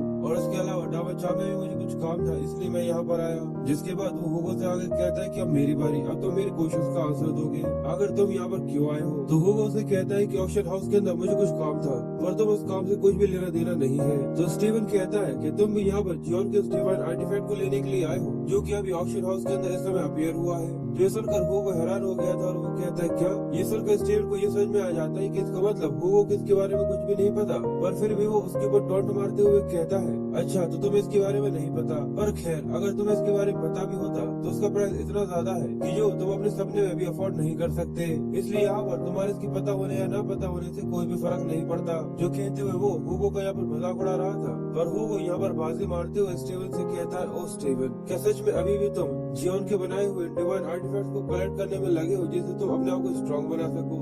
सच में तुम्हारा कुछ भी नहीं हो सकता। फिर हमें स्टीवन के बारे में बताया जाता है कि स्टीवन कभी भी जियोन से आगे नहीं जा पाया था और न ही वो कभी भी उससे कोई लड़ाई जीत पाया, इसलिए स्टीवन जियोन के गायब हो जाने के बाद से ही उसके सभी डिवाइन आर्टिफैक्ट को कलेक्ट करने में लगा हुआ है। जिसके बाद हुगो स्टीवन से आगे बोलता है कि तुम ये तो नहीं सोच रहे कि अगर तुम यहाँ पर जियोन के सभी डिवाइन आर्टिफैक्ट को कलेक्ट कर लोगे तो तुम भी उसी की तरह स्ट्रॉन्गर हो जाओगे। ये सुनकर स्टीवन काफी हैरान था। जिसके बाद वो लियो की पावर्स को रिलीज करने लगता है क्योंकि यहाँ पर उसे हुगो की बात सुनकर काफी ज्यादा गुस्सा आ रहा था और यहाँ पर उसकी पावर्स को रिलीज करने की वजह से हुगो को भी दिक्कत आ रही थी, इसलिए वो जल्दी से अपनी पावर्स को भी रिलीज कर अपनी रक्षा करने की कोशिश करने लगता है। और साथ ही वो आगे कहता है जैसा मैंने इसके बारे में सोचा था, जियोन का नाम लेते ही ये देखो किस तरीके से आग बबूला हो रहा है। स्टीवन अपने पावर्स को अपने हाथ के ऊपर इकट्ठा करते हुए हुगो का हाथ पकड़ लेता है, जिसकी वजह से हुगो की पावर्स वहाँ पर डिसअपीयर हो जाती है। जिसके बाद वो हुगो के हाथ को दबाकर उसको मोड़ने लगता है, जिसकी वजह से हुगो को काफी दर्द हो रहा था और वो हुगो को धमकाते हुए उससे कहता है हुगो तुम्हें यहाँ पर जरूरत से ज्यादा नहीं बोलना चाहिए, इस तरीके से एक्ट करना बंद करो कि तुम बहुत ज्यादा पावरफुल हो, तुम्हें ये बात नहीं भूलनी चाहिए कि तुम एक हाफ विंग हो यानी एक हाफ सेटन हो, इसलिए आज के बाद कभी भी मेरे सामने जियोन की बात मत कर देना। जो कहकर उसने हुगो के हाथ को काफी ज्यादा मोड़ दिया था और ऐसा लगता है कि शायद यहाँ भी टूट न गया हो। और फिर वो अपने इनक्रेडिबल लियोन की पावर्स को और भी ज्यादा रिलीज करते हुए उससे आगे कहता है मैं हमेशा से उससे स्ट्रॉन्गर हूँ और हमेशा उससे स्ट्रॉन्ग रहूंगा, ये बात हमेशा याद रखना। और स्टीवन के यहाँ पर अपनी पावर्स को रिलीज करने की वजह से उसका एक डिसाइपल वहाँ पर भाग कर आता है और उससे पूछता है कि आखिर यहाँ पर कोई दिक्कत है। पर तभी वहाँ पर स्टीवन का एक डिसाइपल भागते हुए आता है और वो उसे कहता है कि सेटन यहाँ पर एक बहुत बड़ी दिक्कत हो गई है, जो जिमिनी के कमीने हैं वो सभी लियोन के आइटम्स खरीद रहे हैं। ये सुनकर स्टीवन हुगो से कहता है ये देखकर मुझे ऐसा नहीं लगता कि मेरे पास तुम्हारे साथ इस तरीके से समय बर्बाद करने के लिए समय है। जो कहकर वो वहाँ पर हुगो को इस तरीके से छोड़कर यहाँ से जाने लगता है। तो ये देखकर हुगो चिल्लाते हुए उससे कहता है क्या तुम यहाँ पर इसको लेने के लिए नहीं आए थे। तो स्टीवन उससे कहता है कि तुम्हें क्यूरियस के साथ यानी सोफी के साथ जो भी करना है तुम कर सकते हो, वैसे भी यहाँ पर ऑप्शन मेरे लिए सबसे ज्यादा प्रायोरिटी है, इसलिए मैं यहाँ से जा रहा हूँ। पर इसके अलावा वो एक मेरी कॉम्पिटिटर है। जब भी यहाँ पर देखा जाएगा कि किसके पास कितने सारे डिसाइपल्स हैं, तो मुझे ऐसा नहीं लगता कि मुझे यहाँ पर उसकी मदद करने की जरूरत भी है। जिसके बाद वो उससे आगे कहता है कि सेजिटेरियस तो मेरे फॉर्मल कॉमरेड हुआ करते थे, इसलिए मैं यहाँ पर तुम्हें एक एडवाइस देना चाहता हूँ, केवल तुम अपने काम से ही काम रखो और जितना ज्यादा हो सके मुझसे झुककर चला करो अगर तुम यहाँ पर जिंदा रहना चाहते हो। ये सुनने के बाद हुगो हंसते हुए कहता है कि वाह मैं तुम्हारा बहुत बड़ा शुक्रगुजार हूँ, मुझे ऐसा लग रहा है कि मैं यहाँ पर कहीं रोना दूं। पर स्टीवन हुगो की बातों पर जरा सा भी ध्यान दिए बिना ही वहाँ से चला जाता है और सोफी की भी हालत काफी ज्यादा खराब होती है। और ये देखकर हुगो अपने आप से कहता है कि डेविड यही वजह है जिसकी वजह से मुझे ऐसा लगता है कि मैं पूरी तरह से बेकार हूँ। पर यहाँ पर हुगो की भी एक बैक स्टोरी है जिसकी वजह से वो इतना ज्यादा कमजोर हो गया है कि सभी लोगों से एक हाफ सेटन कहते हैं। इसके पीछे एक सैड स्टोरी है जो कि हमें आगे के एपिसोड में पता चलेंगी। जिसके बाद सीन शिफ्ट होकर हमें ऑक्शन हाउस के एक वीआईपी रूम का सीन दिखाते हैं जहाँ पर टीवी पर बताया जा रहा था कि ऑक्शन में ये डिवाइन आर्टिफैक्ट भी जिमिनी का हुआ। और इसी के साथ हमारे फर्स्ट सेशन के ऑक्शंस यहाँ पर खत्म होती है और हम हमारे सेकंड सेशन के ऑक्शंस थोड़ी देर बाद चालू करेंगे, बस एक ब्रेक के बाद। और हमें वहाँ पर जियोन को दिखाते हैं जो ये देखकर खुश होते हुए कहता है कि हाँ ये वाला डिवाइन आर्टिफैक्ट भी मेरा है। और वहाँ पर उसके सामने बहुत सारे दारू बॉटल रखी हुई थी और चुनसुक भी वहीं पर बैठा हुआ था और वो जॉन को कांग्रेचुलेट करते हुए कहता है, तुम चाहो तो यहाँ पर जितने चाहो वो उतने खरीद सकते हो। ये सुनकर जॉन उसका शुक्रिया करते हुए कहता है, यहाँ तक तुमने तुम्हारे साथ मुझे इस VIP रूम के अंदर भी बुलाया और इसके अलावा तुम यहाँ पर जो भी मैं चाहता हूँ उसका मुझे खरीदने के लिए मौका दे रहे हो। तो चोई उससे कहता है कि बिल्कुल, क्योंकि वैसे भी हमें तुम्हारे जैसे टैलेंट की ही तो जरूरत है। पर वहीं उसके साइड में बैठा हुआ सॉग उससे कहता है कि डिवाइन कार्ड कैप्टन, क्या ये बिल्कुल ठीक है? क्योंकि डिवाइन आर्टिफैक्ट देखने में ऐसा लगता है कि ये विलियम्स में है। तो चोई सॉग से कहता है कि ये सब ठीक है, पर यहाँ पे एक और चीज है जो कि मैं तुमसे कहना चाहता हूँ। क्या तुम यहाँ पर सभी अल्कोहल के बिल्स को भर सकते हो? क्योंकि मैं तुमसे यहाँ पर माफी मांगते हुए ये कहना चाहता हूँ कि मैं अपने कॉर्पोरेट कार्ड को लाना भूल गया। ये सुनकर सॉन्ग उदास होते हुए अपने मन में बोलता है, अभी इसने ये कहा था कि तुम यहाँ पे जितना चाहो उतना ले सकते हो, पर अभी ये मुझसे कह रहा है कि ये यहाँ पर बिल नहीं भर सकता, पर ये मेरा सुपीरियर है इसलिए मैं इसे कुछ कह भी नहीं सकता। इसलिए वो मन उदास करते हुए कहता है, ठीक है मैं भर दूंगा। पर तभी सॉन्ग यहाँ पर चोई की एल लगाते हुए उससे कहता है, तुम्हें सबकी चिंता करने की जरूरत नहीं है, क्योंकि वैसे ही मैंने ड्रिंक्स के लिए पे कर दिया है। ये देखकर चोई जल्दी से अपनी जेबों को चेक करने लगता है और कहता है, ये तो मेरा ब्लैक कार्ड है, पर आखिर कब आगे इसने ये मेरे पास से कब निकाल लिया?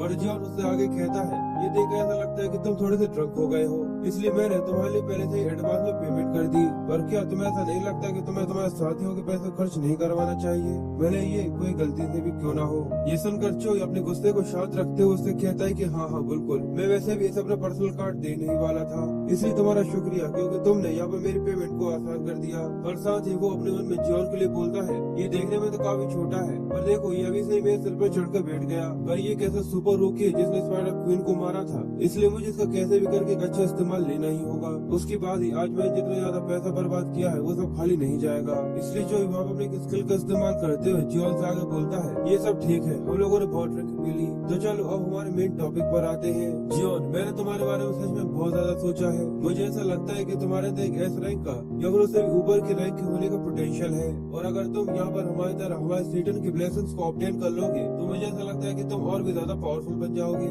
पर वही जो स्किल को समझ चुका था, जिसको देखकर वो कहता है कि ये तुम्हारी डोमिनेटिंग फॉग है जिसे दूसरे लोग नहीं देख सकते। और फिर जो इस फॉग के बारे में बताते हुए कहता है, ये कोई ऐसा स्किल नहीं है जिसकी वजह से तुम जैसा भी इंसान से कहो वैसा करवा सकते हो, पर ये मैजिक ऐसा है कि अगर कोई इसको एक बार स्निफ कर लेता है या सूंघ लेता है तो वो इंसान तुम्हारे ऊपर कुछ जरूरत से ज्यादा यकीन करने लगेगा और जैसा तुम कहोगे वो मानने के लिए भी तैयार हो जाएगा। जिसके बाद चोई उससे आगे कहता है, तुम 10th रैंक स्टार बन सकते हो या फिर तुम सेटन के सक्सेसर भी बन सकते हो, और मैं कोई भी झूठ नहीं बोल रहा। और इसके अलावा तुम्हें बहुत सारा पैसा भी मिलेगा, और इसके अलावा बहुत सारा ऑनर भी, और सबसे भी ज्यादा तुम्हारे पास सबसे ज्यादा स्ट्रॉन्गेस्ट अथॉरिटी होगी, और सबके अलावा तुम्हारे पास सबसे ज्यादा strongest authority the great magician saint एरिस की होगी, और ये सभी तुम्हें मिलेगा बिल्कुल फ्री और बिल्कुल फ्री। इसलिए लो और जल्दी से मेरे हाथों पकड़ो, जिसके बाद तुम भी द ग्रेट एरिस के एक डिसाइपल बन जाओगे। जो कहते हुए वो अपने हाथ को जॉन की तरफ बढ़ाता है, और उसकी ऐसी बातें सुनने के बाद जॉन पागलों की तरह हंसने लगा था। ये देखकर सॉग और जॉय दोनों के दोनों कंफ्यूज थे, और जॉन पागलों की तरह हंसते हुए उससे कहता है, सच में आज का दिन सच में बहुत ज्यादा फनी था। मुझे ऐसा लगा था कि तुम कुछ तो चाहते हो, पर मुझे ऐसा लगा नहीं था कि ये होगा। क्या तुम सच में ये चाहते हो कि मैं उस गरीब से डिवाइन गॉड का एक डिसाइपल बन जाऊं, जो कि अगर वो अपने पावर्स को रिलीज कर रहा था और वो काफी ज्यादा गुस्से में था। ये देखकर चोई की हालत खराब हो जाती है और वो अपने मन में बोलता है, पहले तो ये मुझसे काफी ज्यादा अच्छा था, पर अचानक से इसको गुस्सा क्यों आ गया? मुझे ऐसा लगता है कि मुझे यहाँ पर टॉपिक को चेंज करना होगा। इसलिए वो जोर से हंसते हुए कहता है, मुझे लगता है कि तुम यहाँ पर कुछ गलत समझ रहे हो। पर तभी उनकी गेट पर कोई नॉक करता है और वो कहता है कि सॉरी आपको डिस्टर्ब करने के लिए, पर मैं यहाँ पर ऑक्शन के आइटम्स लेकर आई हूँ जो कि आपने अभी अभी खरीदे हैं। ये देखकर जो खुश होते हुए बोलता है कि सच में इसकी टाइमिंग काफी ज्यादा अच्छी है, और वो उसे कहता है कि जल्दी से अंदर आ जाओ। एक लेडी जो कि ट्रे रखे हुए थी उस सबके अंदर डिवाइन आर्टिफैक्ट थे और वो अंदर आ जाती है। वो लेडी सारे के सारे डिवाइन आर्टिफैक्ट लेकर जॉन के सामने आकर खड़ी हो गई थी और वो उसको कांग्रेचुलेट करते हुए कहती है, यहाँ पर आपके सभी ऑक्शन आइटम्स है जो कि आपने खरीदे हैं, और इसके अलावा एक सर्टिफिकेट भी है जो कि यहाँ पर ये प्रूव करता है कि ये जॉन का आर्टिफैक्ट है। ये देखकर जॉन कहता है कि अच्छा है, पर साथ ही वो अपने मन में बोलता है, क्या यहाँ पर ये सच में इस चीज के लिए सर्टिफिकेट दे रहे हैं? ये किस तरीके की बकवास है? पर जो ये सुनने के बाद काफी हैरान हो गया था और वो चिल्लाते हुए कहता है, क्या गलती से तुमने यहाँ पर जॉन के डिवाइन आर्टिफैक्ट को खरीद लिया है? तो जॉन उसे कहता है कि हाँ बिल्कुल, क्योंकि तुमने ही तो कहा था जो भी मैं चाहूँ वो खरीद सकता हूँ। और वैसे भी इसके ऊपर मेरी काफी लंबे समय से नजर थी, इसलिए जैसे मुझे ये देखा इसको मैंने जल्दी से खरीद लिया। पर जोई को ये पता था कि स्टीवन की नजर उसके ऊपर पहले से है और वो जियोन के आर्टिफैक्ट को इस तरीके से नहीं जाने दे सकता और न ही वो उसे उलझ सकता है। इसलिए वो जियोन को समझाते हुए उससे कहता है कि प्लीज मुझे माफ करना, पर कोई पहले से है जो कि इस डिवाइन आर्टिफैक्ट का ओनर है, इसलिए मुझे ऐसा लगता है कि तुम्हें इसे रिटर्न कर देना चाहिए। पर वो इतना बोलता ही है कि तभी वीआईपी रूम का गेट ब्लास्ट हो जाता है और ये देखकर जितने भी लोग अंदर होते हैं वो काफी कंफ्यूज थे कि अचानक से ये क्या हो गया। वो चारों ये देखकर काफी हैरान थे और वो ये देखना चाहते थे कि अचानक से वहाँ पर कौन आ गया है, और वो तीनों ही ये देखकर काफी घबरा रहे थे। पर जियोन तो जियोन है, वो इसको भी देखकर कोई भी रिएक्शन नहीं देता। स्टीवन काफी गुस्से में वहाँ पर आ चुका था और वो लियो की पावर्स को रिलीज करते हुए उससे कहता है कि आखिर वो कौन है, आखिर वो कौन है जिसने मेरे सामान को हाथ लगाने की हिम्मत करी है। जो कहते हुए वो सच में बहुत ज्यादा गुस्से में था और उसी के गुस्से के साथ ये पार्ट यहीं पर खत्म हो जाता है। आई होप आप लोगों को मेरा एक्सप्लेनेशन पसंद आया होगा। अगर आप लोगों को मेरा एक्सप्लेनेशन पसंद आया हो तो प्लीज वीडियो को लाइक कमेंट शेयर जरूर कीजिएगा और ऐसी एक्साइटिंग वीडियोस के लिए अपने चैनल मांगा टीवी को सब्सक्राइब कर लीजिएगा। मैं मिलता हूँ आप लोगों से नेक्स्ट वीडियो में।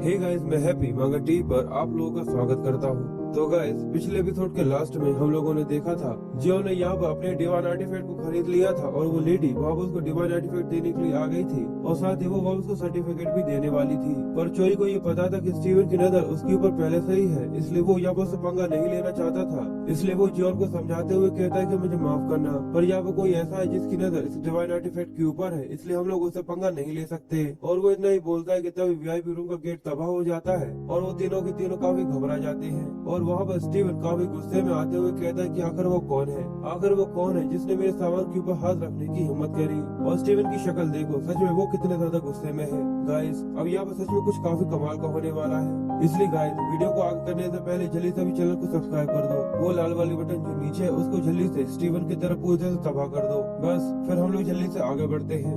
अब स्टीवन को वहाँ पर देखकर जॉन कहता है, क्या स्टीवन, क्या ये वही इंसान है जिसके बारे में तुम कह रहे थे, जो कि इस डिवाइन आर्टिफैक्ट के पीछे पड़ा हुआ है? जो जल्दी से स्टीवन के सामने जाकर उसे माफी मांगते हुए कहता है कि प्लीज मुझे माफ कर दीजिएगा, ये मेरे एक न्यू कमर है जिसने अनजाने में ये सब गलती कर दी, मैं जल्दी से इसे आपको रिटर्न कर देता हूँ। ये सुनकर स्टीवन उससे कहता है, अच्छा ऐसा है तो ठीक है, बस उससे कहो कि वो इस चीज को मान ले और जल्दी से इसे वापस करे। ये सुनकर चोई उससे कहता है कि आपका बहुत बहुत शुक्रिया, बस अब आप पेमेंट करने के लिए थोड़ा सा रुक सकते हैं। पर ये सुनने के बाद स्टीवन एक ईगो से स्माइल देते हुए उससे कहता है, पर ये तो सच में तुम्हारे लिए काफी ज्यादा बुरा था, क्योंकि अब मैं इसके लिए एक सिंगल पैनी भी पे नहीं करने वाला। जिसके बाद वो चोई के सिर को पकड़कर उससे आगे बोलता है, सच में तुमने ऐसा तो नहीं सोच लिया था कि तुम यहाँ पर मेरे सामान के ऊपर हाथ रखने की कोशिश करोगे और ऐसे ही निकल जाओगे? क्यों, मैंने सही कहा है डिवाइन कैप्टन चोई। चोई ये सुनने के बाद काफी घबरा चुका था क्योंकि स्टीवन अपनी पावर्स को रिलीज कर रहा था और चोई ये देखकर अपने मन में बोलता है, यानी इसने यहाँ पर यही प्लान बनाया है कि ये यहाँ पर इस गलती का एक्सक्यूज बनाकर इससे बहुत सारे पैसे बचा सकता है।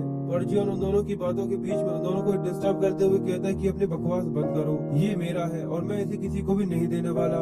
जिसके बाद वो स्टीवन से कहता है, अगर तुम इसे खरीदना चाहते हो तो मैं तुम्हें इसे प्रीमियम में 200 मिलियन का देने के लिए तैयार हूँ। ये सुनकर स्टीवन काफी हैरान था, जिसके बाद वो हंसते हुए उससे कहता है, लगता है कि जिमिनी की कॉमरेड के अंदर बहुत ज्यादा हिम्मत आ चुकी है, सच में ये तो काफी ज्यादा बोल्ड है। पर चोई ये सुनने के बाद काफी हैरान हो गया था, उसके तोते उड़ जाते हैं। वो अपने मन में बोलता है, ये लड़का पूरी तरह से पागल हो चुका है, क्या ये यहाँ पर अपने आप को ये मरवाना चाहता है? कैसे ये नहीं पता कि आखिर स्टीवन कौन है?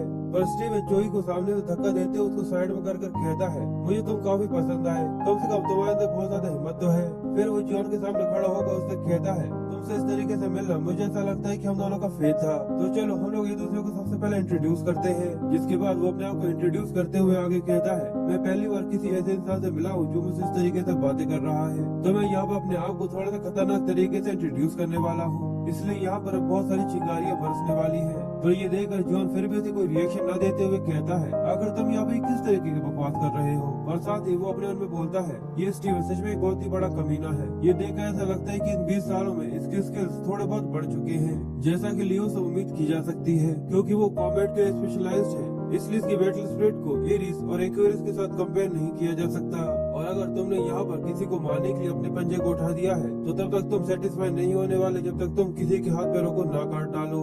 और सच में आज तो ये तुम्हारे लिए बहुत ज्यादा दुख की बात है। और हमें ऐसा दिखाते कि लियो यहाँ पे एक बड़े से पाइथन के ऊपर अटैक करने की कोशिश कर रहा था और दूसरी तरफ स्टीवन का हाथ जियोन की तरफ बढ़ रहा था। और जैसे स्टीवन जियोन के कंधे पर अपना हाथ रखता है, पूरे में बहुत सारी चिंगारियां फैलने लगती है और एक जोरदार लाइट निकलती है, जिसकी वजह से सभी लोग बहुत ज्यादा घबरा गए थे। और सॉन्ग भी ये देखकर जियोन के लिए घबराते हुए उसे आवाज देता है, क्योंकि उसे ऐसा लग रहा था कि अब जियोन की यहाँ पर खैर नहीं। उसे ऐसा लग रहा था कि वो यहाँ पर मरने वाला है। और जोई भी ये सोचकर काफी टेंशन में था, उसे भी ऐसा ही लग रहा था कि शायद आज वो यहाँ पर मर ना जाए। और स्टीवन अपने अटैक को परफॉर्म करने के बाद आगे कहता है, अब मुझे ऐसा लगता है कि तुम अपनी सारी की सारी जिंदगी व्हील चेयर पर बिताने वाले हो। पर तभी जियोन उसकी सभी उम्मीदों पर पानी फेरते हुए हंसकर उससे कहता है, क्या तुम यहाँ पर मेरे कंधे से धूल झड़ा रहे हो? जो कहकर वो हंस रहा था और स्टीवन ये देखकर बहुत ज्यादा तंग हो गया था। स्टीवन अपने मन में कहता है, आखिर ऐसा कैसे हो सकता है? क्या यहाँ पर मेरा स्किल अचानक से यहाँ से गायब हो गया? पर मुझे ये अच्छे से पता है कि मेरे स्किल ने इसके ऊपर डायरेक्टली हिट किया था। जिसके बाद स्टीवन जियोन से आगे कहता है, क्या तुमने यहाँ पर मेरे अटैक को अपने टेलीपोर्टेशन से रीडायरेक्ट कहीं पर और भेज दिया? तो जियोन अपने कंधे से उसके हाथ को झटकारते हुए उससे कहता है, क्या तुम्हें ये दिखाई नहीं देता? ये देखकर ऐसा लगता है कि तुम्हारी बॉडी तो पहले से काफी ज्यादा बढ़ चुकी है, पर अभी तक तुम्हारे अंदर जरा सा भी दिमाग नहीं है। क्या तुम्हें ऐसा लगता है कि जो स्किल मैंने तुम्हें सिखाया है वो मेरे ऊपर ही काम करेगा? तुमने मुझसे दया की भीख मांगी थी जिससे मैं तुम्हें ये सिखा दूं, क्योंकि तुमने ये कहा था कि तुम लोगों की रक्षा करना चाहते हो। पर ये देखकर ऐसा लगता है कि तुम यहाँ पर पावर से केवल शो ऑफ करना ही जानते हो। जो कि अगर वो अपने पास से अपने पावर्स को रिलीज कर रहा था और स्टीवन उस पावर को सेंस करते हुए कहता है, पर आखिर ऐसा कैसे हो सकता है? आखिर तुम कौन हो? उन दोनों के बीच में यहाँ पर लड़ाई होने ही वाली थी, पर तभी ऑप्शन का ब्रेक यहाँ पर खत्म हो जाता है और लेडी सभी का वेलकम करते हुए कहती है कि आपको वेट करने के लिए बहुत बहुत शुक्रिया। अब हम जल्दी हमारे हाईलाइटेड ऑप्शंस को जल्दी शुरू कर देंगे। ये देखकर स्टीवन हैरान होते हुए कहता है, क्या इतनी जल्दी? क्या सच में इतने ज्यादा जल्दी समय हो गया? पर ये सुनने के बाद जियोन अपने मन में कहता है, क्या यहाँ पर इनके पास कोई और डिवाइन आर्टिफैक्ट है जो कि मेरा है? इसलिए स्टीवन वहाँ से जाते हुए उससे कहता है कि यहाँ पर ऐसी कई सारी चीजें हैं कि जो मैं तुमसे पूछना चाहता हूँ, पर ये ऑप्शन मेरे लिए उससे भी ज्यादा जरूरी है। इसलिए तुम अपने नाटक को इस तरीके से बरकरार रखना, क्योंकि मैं इस ऑप्शन के बाद वापस तुमसे मिलने के लिए जरूर आऊंगा। जो कहकर स्टीवन जल्दी से वहाँ से चला जाता है और सॉन्ग जल्दी से भागकर जॉन के पास आकर उससे कहता है, क्या तुम बिल्कुल ठीक हो? पर आखिर तुमने ऐसा कैसे किया? और जोई भी ये देखकर हैरान होते हुए अपने मन में बोलता है, आखिर उसने उस अटैक को डॉज कैसे किया? एक सेटन के अटैक को रिडायरेक्ट करना मेरे लिए भी पूरी तरह से इम्पॉसिबल है। तो आखिर ये इंसान कौन है? जिसके बाद सीन शिफ्ट होकर हमें ऑप्शन का सीन दिखाते हैं। वो लेडी सभी को हाइप करते हुए उन लोगों से कहती है, जिस समय का आपको इंतजार था वो समय आ चुका है। अब हम लोग यहाँ पर ऑप्शन की हाईलाइटिंग आइटम्स को रिवील करने वाले हैं। वो डिवाइन आर्टिफैक्ट जिसका आप सभी को बेसब्री से इंतजार था। जिसके बाद वो उसी के बारे में आगे बताते हुए कहती है, इस सबसे पहले मैं आपको याद दिला दूं वो इंसिडेंट जो कि 24 साल पहले हुआ था। एक ऐसे इंसिडेंट जब अचानक से एक अनजान सा मॉन्स्टर जर्मनी के आइलैंड पर अपीयर हुआ और उसको मारना पूरी तरह से नामुमकिन था, क्योंकि उसके पास जाने वाले सभी वेपन्स और आर्मर्स अचानक से मेल्ट हो जाया करते थे। उस समय पर जब सभी के सभी 12 सेटर्स भी उसको खत्म करने में नाकाम हो चुके थे और वहाँ के सभी मॉन्स्टर्स की वजह से वो जगह पूरी तरह से तबाह होने वाली थी। वो समय जब हमारा हीरो जियोन अपीयर हुआ उस मॉन्स्टर को मारने के लिए, तो मैं यहाँ पर सभी के सामने ये रिवील करना चाहती हूँ कि वही डिवाइन आर्टिफैक्ट है जो कि जियोन ने उस मॉन्स्टर को मारने के लिए इस्तेमाल किया था। ये देखकर स्टीवन काफी ज्यादा खुश होता है और कहता है कि आखिरकार अब मेरे हाथों में वो आने ही वाला है, वो लेजेंडरी वेपन जिसके बारे में मैंने हमेशा सपने में सोचा था। जिसके बाद हमें 24 साल पहले के इंसिडेंट के बारे में बताया जाता है, जब हमें जर्मनी के आइलैंड का सीन दिखाते हैं। उसके ऊपर एक एरोप्लेन उड़ रहा था, जहाँ पर रिपोर्ट करते हुए एक रिपोर्टर बताती है, हम लोग अभी उस आइलैंड के ऊपर है जहाँ पर वो मॉन्स्टर अपीयर हुआ था और आज से केवल 4 दिन पहले ही 13th अवेकन जियोन यहाँ पर आया था जिससे वो उस मॉन्स्टर को मार सके। और उसके बाद से अभी तक से कोई भी अता पता नहीं है। जब से वो अंदर गया है तब से वो बाहर नहीं आया। उसके अलावा और भी कई सारे सेटर्स हैं जिनने अंदर जाने की कोशिश करी, पर वहाँ पर बहुत ज्यादा खतरनाक टेम्परेचर और स्ट्रॉन्ग पॉइजन होने की वजह से कोई बस आइलैंड के अंदर नहीं जा पा रहा। और मैं इस चीज के बारे में जैसे इसके बारे में कोई जानकारी आगे होगी मैं आपको जरूर रिपोर्ट करूंगी। जिसके बाद हमें स्टीवन का सीन दिखाते हैं जो वहीं पर अपने वेपन को रखकर बैठा हुआ था और वो बस यही वेट कर रहा था कि जियोन बाहर से कब वापस आने वाला है। उसके एक डिसाइपल उसके पास आते हुए कहता है कि सेटन हम इससे आगे नहीं जा सकते, पर स्टीवन तो वहाँ पर बैठा हो बस यही सोच रहा था कि आखिर जियोन उस जगह के अंदर कैसे जा सकता है जहाँ तक हम लोग उस जगह के अंदर जा भी नहीं पा रहे, और आखिर वो अभी भी उस कमीने से कैसे लड़ रहा है। आखिर ऐसा क्यों है? आखिर मुझे एक ऐसे कमीने की वजह से ये सब महसूस क्यों करना पड़ रहा है जो कि यहाँ पर बिना किसी डिवाइन गॉड की पावर्स के बिना मारा जाता, पर आखिर वो अभी तक नहीं मरा। पर आखिर उसके और मेरे बीच में आखिर क्या डिफरेंस है जिसकी वजह से वो इतना ज्यादा पावरफुल है? क्या ये पावर है? क्या सबऑर्डिनेट्स? क्या उसके पास मुझसे ज्यादा सबऑर्डिनेट्स हैं या स्किल्स? आखिर ऐसी क्या चीज है जिसकी वजह से मैं उससे हमेशा पीछे रह जाता हूँ? स्टीवन इसी के बारे में सोच रहा था, तभी उसका एक डिसाइपल उससे कहता है कि सेठ सामने देखिए, जियोन यहाँ पर सच में वापस आ चुका है। ये सुनने के बाद स्टीवन काफी हैरान हो गया था और वो कहता है क्या सच में वो वापस आ गया? और ऊपर से रिपोर्टर भी ये देखकर काफी हैरान होते हुए रिपोर्ट करते हुए बताती है, सभी लोग ये देखिए कि जियोन सच में वहाँ से जिंदा वापस आ चुका है और जियोन यहाँ पर सक्सेसफुली उस मॉन्स्टर को मारने में कामयाब हो गया था, जिसको मारना ऐसा सोच लिया गया था कि उसको मारना पूरी तरह से इम्पॉसिबल है। और जियोन वहाँ से आते हुए अपने मन में कहता है, सच में वो जगह सच में बहुत ज्यादा गर्म थी। और दूसरी तरफ स्टीवन का डिसाइपल ये देखकर अपने मन में कहता है, ये देखकर ऐसा लगता है कि सभी अचीवमेंट फिर से जियोन यहाँ से चुरा कर ले जाने वाला है। पर स्टीवन खड़े होकर हंसते हुए कहता है कि मैं समझ चुका हूँ कि आखिर क्या वजह है। जिसके बाद वो उठकर वहाँ से जाने लगता है तो उसका डिसाइबल उससे पूछता है कि क्या हुआ सेटन। तो वो अपने डिसाइबल से कहता है कि सभी लोगों से कहो कि वो यहाँ से चलने के लिए तैयार हो जाए। जिसके बाद वो अब अपने हथियार को फेंक कर आगे बढ़ने लगता है तो उसका डिसाइबल उससे पूछता है कि आप अपने साथ अपने वेपन को नहीं ले जाने वाले? तो स्टीवन उससे कहता है कि नहीं, मुझे अब इसकी जरूरत नहीं है, तुम इसे रख सकते हो, क्योंकि यहाँ पर मैंने कुछ इससे भी ज्यादा अच्छा देख लिया है। और हमें दिखाती कि जॉन को सभी लोग घेर कर खड़े हुए थे और उसके हाथ में एक वेपन था, यानी एक हड्डी जो कि बहुत ज्यादा बड़ी थी। जिसको देख स्टीवन कहता है कि हाँ बिल्कुल, एक यही चीज है जिसकी वजह से मैं हमेशा से जियो से पीछे रहता हूँ। ये उसके वेपन्स, यही चीज है जिसकी वजह से मैं हमेशा से जियो से पीछे हूँ। जिसके बाद सीन फिर से प्रेजेंट टाइम में शिफ्ट हो चुका था, जहाँ पर वो लेडी सभी लोगों से कहती है, ये जियोन की one of the great 8 divine artifacts में से एक है और मैं यहाँ पर सभी के सामने जियोन के सबसे ज्यादा स्ट्रॉन्गेस्ट डिवाइन आर्टिफैक्ट को रिवील करने वाली हूँ। सभी लोग उसको देखते हुए काफी हैरान थे और जियोन ये देखकर काफी कंफ्यूज था। और स्टीवन ये देखकर हंसते हुए कहता है कि जैसा मुझे लगा था, सच में आखिरकार बहुत समय के बाद मैंने इसको फिर से देखा और ये जियोन का वही डिवाइन आर्टिफैक्ट है जो मुझे बहुत ज्यादा स्ट्रॉन्गर और स्ट्रॉन्गर बना सकता है।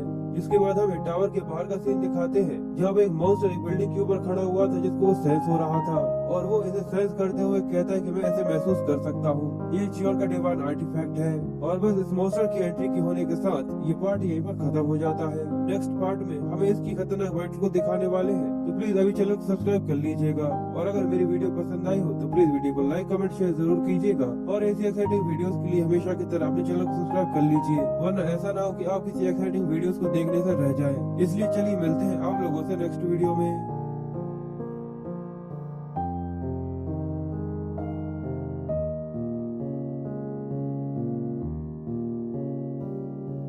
हे गाइस, मैं हैप्पी मांगा टीवी पर आप लोगों का स्वागत करता हूं। तो गाइस, पिछले एपिसोड के लास्ट में हम लोगों ने देखा था कि ऑक्शन के अंदर जियोन के one of the 8 divine artifact में से एक रिवील हो गया था और सभी लोग उसको देखकर काफी हैरान थे और जियोन उसको देखकर काफी कंफ्यूज था। और स्टीवन ये देखकर खुश होते हुए कहता है कि आखिरकार अब मैं इसको फिर से देख सकता हूँ। और जियोन का ये डिवाइन आर्टिफैक्ट असल में एक बहुत ज्यादा बड़ी हड्डी होती है और साथ ही वहाँ हमें एक मॉन्स्टर का भी सीन दिखाते हैं जो वहीं पर खड़ा हुआ था और वो उस डिवाइन आर्टिफैक्ट को सेंस करते हुए कहता है कि हाँ, मैं इसे फील कर सकता हूँ, यहाँ पर एक जियोन का डिवाइन आर्टिफैक्ट है, मैं इसे महसूस कर सकता हूँ। गाइस, ये एपिसोड काफी ज्यादा एक्साइटिंग होने वाला है, इसलिए जल्दी से चैनल को सब्सक्राइब कर लो। हाँ, वही लाल वाली बटन जो कि आपको नीचे दिख रही है, जल्दी से उसको दबा दो और उसको तबाह कर दो, जिससे कोई भी एक्साइटिंग वीडियो आपसे न रह जाए। तो चलो इसे आगे देखते हैं। और वो लेडी इसके बारे में आगे बताते हुए कहती है, द स्ट्रॉन्गेस्ट बोन क्यूब, और असल में इस हड्डी का नाम यही है, द बिग बोन। सच में कितना अजीब सा नाम है। और वो आगे कहती है, सच में जितनी बड़ी ये हड्डी है, इसको देखकर इसका नाम बिल्कुल परफेक्ट है, बिग बोन। सभी लोग उसको देखकर आपस में बातें कर रहे थे और वो कहते हैं, हमने इसको देखने के बारे में कभी भी नहीं सोचा था,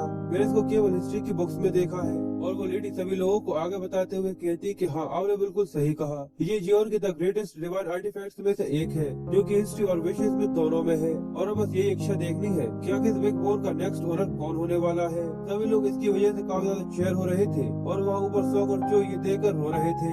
सॉन्ग ये देखकर रोते हुए कहता है, मैंने तो कभी भी नहीं सोचा था कि ली जियोन का डिवाइन आर्टिफैक्ट इस तरीके से बेकार लोगों के हाथों में पड़ जाएगा। तो जो ये देखकर गुस्से में कहता है कि भगवान, क्या हम लोग यहाँ पर इसको बस स्टीवन को ले जाते हुए देख सकते हैं और कुछ भी नहीं कर सकते। और सॉन्ग ये देखने के बाद अपने मन में सोचता है, ये तो कितनी बेकार चीज है, मैंने तो ये सोचा था कि यहाँ पर कुछ कमाल की चीज होगी। जिसके बाद वो हम इसके बारे में बताते हुए कहता है, मुझे याद है एक बार मैंने इसको लड़ाई करते समय इस्तेमाल जरूर किया था, पर ये तो वो नहीं है जिसके बारे में मैंने सोचा था, ये तो एक केवल छोटी सी हड्डी है। इसलिए वो सॉन्ग को इसके बारे में बताने की कोशिश करता है और सॉन्ग उसी पर चिल्लाते हुए कहता है कि तुम्हें अभी दिख नहीं रहा कि मैं बहुत ज्यादा बिजी हूँ, बाद में हम लोग इसके बारे में बाद में बात करेंगे। जिसके बाद वो जोई से कहता है कि कैप्टन, क्या हम लोग यहाँ पर कुछ कर नहीं सकते?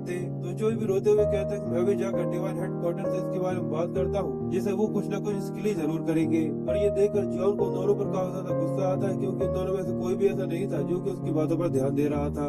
जिसके बाद वो लेडी सभी लोगों से कहती है कि चलिए इस ऑक्शन की आइटम को शुरू करते हैं। और हमारी सबसे पहली बेट $1 मिलियन की होगी। सभी लोग उसके ऊपर बोली लगाना चालू करते हैं, कोई 5 मिलियन, कोई 10 मिलियन, कोई 30 मिलियन, कोई 50 मिलियन, और ऐसे ही करते हुए ये बोली बहुत तेजी से आगे बढ़ती जा रही थी। और जॉन के पास इस चीज की नोटिफिकेशन आते हुए उसे बताया जाता है कि आपके पास एक फ्रेम क्रिएट हुआ है और आपका फ्रेम धीरे धीरे करके बहुत ज्यादा बढ़ता जा रहा है, क्योंकि यहाँ पर आपका डिवाइन आर्टिफैक्ट अपीयर हुआ है। और जॉन अचानक से इतने सारे पॉपअप्स को अपने सामने खुलता हुआ देखकर बहुत ज्यादा हैरान परेशान हो गया था, और वो ये देखकर कहता है कि मेरे भगवान, आखिर तुम लोग इस चीज के ऊपर इतना सारा पैसा क्यों बर्बाद कर रहे हो? ये तो एक डिवाइन आर्टिफैक्ट भी नहीं है। पर वो अपनी बात पूरी कर पाता उसने पहला सॉन्ग उसके ऊपर चिल्लाते हुए कहता है, क्योंकि एक आम बात है, क्योंकि इस लेजेंडरी वेपन को जॉन ने अपने हाथों से खुद से बनाया था। क्या तो ये समझ में आया कि आखिर ऐसा क्यों है? और साथ ही वो आगे कहता है, वैसे भी तुम्हें इसके बारे में कैसा पता होगा, क्योंकि तुम्हारे जैसे लोग इसको खरीद भी नहीं सकते। ये सुनने के बाद जॉन को उसके ऊपर काफी ज्यादा गुस्सा आता है, और सॉन्ग उसको जॉन के बारे में बताते हुए कहता है कि जितनी भी चीजें जो कि जॉन ने बनाई थी,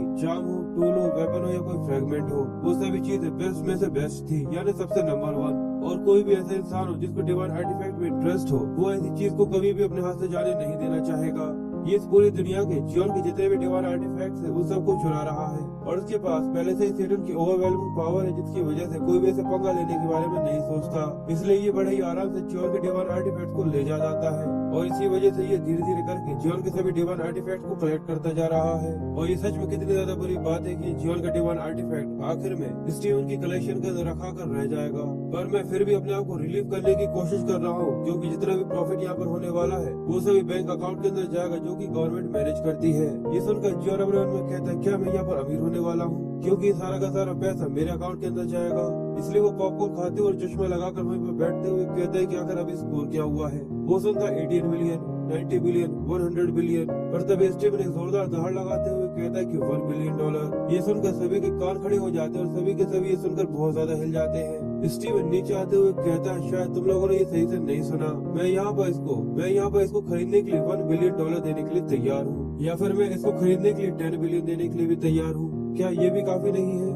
ये सुनने के बाद वो लेडी जो कि स्टेज पर खड़ी हुई थी, वो भी हैरान होते हुए कहती, क्या वो $1 बिलियन? और इसकी वजह से सभी लोग अपने पैर पीछे की तरफ धकेल देते हैं, क्योंकि इतनी ज्यादा बड़ी कीमत $1 बिलियन बेट कोई भी अफोर्ड नहीं कर सकता था। इसलिए वो लेडी सभी लोगों से पूछती है कि इसके ऊपर कोई हाई बेट लगाना चाहता है। सॉन्ग रोते हुए जोई से कहता है कि प्लीज कुछ करो, पर जोई अब समझ चुका था कि यहाँ पर वो कुछ भी नहीं कर सकता, और जॉन भी ये सुनने के बाद हैरान हो गया था, जिसकी वजह से पॉपकॉर्न उसके गले में अटक गई थी। और फिर ये डिवाइन आर्टिफैक्ट स्टीवन को सोल्ड कर दिया जाता है, यानी बेच दिया जाता है, यानी अब ये बिग बोन यहाँ पर $1 बिलियन में बिक चुकी थी, और अब इसका न्यू ओनर स्टीवन था। जिसके बाद हम स्टेडियम के बाहर का सीन दिखाते हैं, जहाँ पर दो साफ सफाई करने वाले वहाँ से जाते हुए आपस में बातें कर रहे थे, और वो लोग एक दूसरे से कहते हैं, क्या तुमने ये सुना, किसी ने भी $1 बिलियन के बारे में बात करी, जिसकी वजह से वो सवाल उसे बिक गया। तो दूसरा वाला उसे कहता है कि हाँ सुन लिया, $1 बिलियन, मुझे तो नहीं लगता कि कोई एक ऐसा अमाउंट है जिसको इस तरीके से फेंकना चाहिए। सच में ऐसे लोग जिनके पास बहुत ज्यादा पैसा होता है वो कुछ भी कर सकते हैं। मैं बस यही उम्मीद करता हूँ कि कोई काश ऐसा इंसान भी होता जो यहाँ पर सबको बदल सकता। जो कहते हुए वो दोनों ही काफी उदास थे, पर जैसे ही वो साइड में देखते हैं तो वहाँ पर वही मॉन्स्टर खड़ा हुआ था, और उस मॉन्स्टर को अपनी तरफ बढ़ता हुआ देखकर वो आदमी कहता है, जो अभी अभी मैंने कहा वो स्टेटमेंट मैं अभी अभी वापस लेता हूँ। जिसके बाद फिर से हमें अंदर का सीन दिखाते जहाँ पर स्टीव उस बड़ी सी बोन को हाथ में रखे हुए था,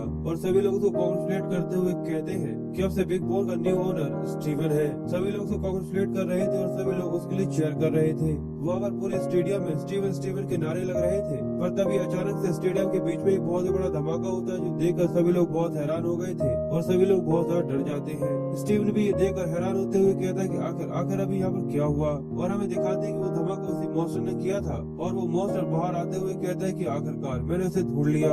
ये वही है जॉन का डिवाइन आर्टिफैक्ट, यानी ये मॉन्स्टर भी यहाँ पे बिग बोन के लिए आया था, जो देखकर स्टीवन काफी ज्यादा हैरान हो जाता है। जिसके बाद वो वुल्फ जैसे दिखने वाला मॉन्स्टर एक जोरदार दहाड़ लगाता है और स्टीवन के ऊपर अटैक कर देता है। तो ये देखकर स्टीवन भी बिग बोन की पावर्स को इस्तेमाल करना चाहता था, इसलिए वो अपने बिग बोन को घुमाते हुए उस मॉन्स्टर के ऊपर एक जोरदार स्ट्राइक लगा देता है, जिससे वो मॉन्स्टर इस स्ट्राइक को खाने के बाद सीधे दूसरी जाके बिल्डिंग से टकराता है, जिससे वो बिल्डिंग नीचे गिरने लगती है। और स्टीवन ये देखकर खुश होते हुए कहता है, आज ये पहली बार है कि मैं किसी मॉन्स्टर का शुक्रिया करने वाला हूँ, जिसकी वजह से मैं तुरंत ही इस डिवाइन आर्टिफैक्ट की पावर्स को एक्सपीरियंस कर सकता हूँ। ये कहकर वो बिग बोन की पावर्स को इस्तेमाल करना चाहता था, पर जैसे वो सामने की तरफ देखता है कि वो टावर वहाँ पर गिरने लगा है तो ये देखकर वो भी हैरान हो जाता है और वो कहता है कि लगता है कि मैंने कुछ गलती कर दी। सॉन्ग भी इसको देखते हुए कहता है कि ये बहुत बुरा है। वो मैजिक टावर टेलीपोर्टेशन जोन है, अगर वो वहाँ से नीचे गिर गया तो बहुत बड़ी दिक्कत खड़ी हो सकती है। और नीचे से उसको देख रहे सभी लोग ये देखकर चिल्लाते हुए कहते हैं अगर वो टावर नीचे आकर ग्राउंड से टकराता है तो ये फ्लोटिंग आइलैंड भी यहाँ से नीचे गिर जाएगा। ये देखकर सभी लोग काफी घबरा गए थे तो एक एल्डर आकर खड़े हो जाते हैं और कहते हैं हम सभी जितने भी डिसाइबल्स हम सभी को अपने पावर्स का इस्तेमाल करते हुए इसे ब्लॉक करने की कोशिश करनी चाहिए। तो ये सुनकर सभी लोग मोटिवेटेड होते हुए कहते हैं कि हम लोग भी यहाँ पर मदद करेंगे।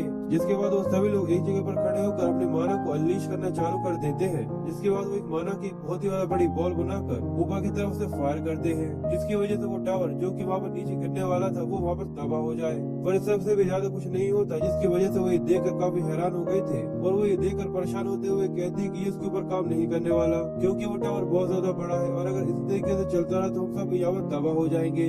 पर वो टावर अब नीचे गिरने लगा था, जिसकी वजह से सभी लोग जल्दी से घबरा कर अपनी जगह से भागने लगते हैं और तभी अपने स्किल फ्यूरी ऑफ अपोलो का इस्तेमाल करते हुए सेजिटेरियस वहाँ पर आ जाता है, जो अपने एक ही अटैक के साथ पूरे टावर को वहाँ से गायब कर देता है, आई मीन जला देता है। ये देखकर नीचे खड़े हुए सभी डिसाइपल्स काफी सरप्राइज होते हैं और कहते हैं ये देखकर अभी भी मुझे अपनी आंखों पर यकीन नहीं हुआ कि वो पूरा का पूरा टावर अचानक से राख के अंदर बदल गया। और वो लड़की भी खड़ी होकर देख के कहती है ये एबिलिटी तो सेजिटेरियस की है, यानी ह्यूगो ऑटलर यहाँ पर है। और हमें दिखाते कि ह्यूगो ऑटलर आसमान में खड़ा हुआ था और वो ये देखकर स्टीवन को गाली देते हुए कहता है कि उस कमीने को अपने पावर्स को कंट्रोल करना आना चाहिए, क्योंकि ये सच में बहुत ज्यादा खतरनाक है। जिसके बाद वो सभी को शांत करने लगता है, पर तभी साइड में एक धमाका होता है, जिसकी वजह से उसका ध्यान साइड में चला जाता है और हमें दिखाते हैं कि वहाँ से एक और मॉन्स्टर निकलकर सामने आ गया था और वो भी उसी मॉन्स्टर की तरफ बहुत ज्यादा खतरनाक लग रहा था। ये देखकर ह्यूगो हैरान होते हुए कहते हैं कि नहीं, यहाँ पर एक और मॉन्स्टर है और उस मॉन्स्टर के मुंह से खून जैसा बग रहा था, जो देखने में काफी डिस्गस्टिंग है। पर अचानक से उस ब्लड के अंदर कहीं से वेनम घुस जाता है, जिसकी वजह से वो ब्लड सभी लोगों के ऊपर अटैक करना चालू कर देता है। ये देखकर सभी लोग काफी हैरान हो गए थे, क्योंकि उस ब्लड ने सभी के ऊपर अटैक करके उन्हीं को अपना होस्ट बना लिया था और सभी इसी की वजह से हेल्प के लिए मदद मांग रहे थे। सभी लोग चिल्लाते हुए कहते कि प्लीज हमारी मदद करो।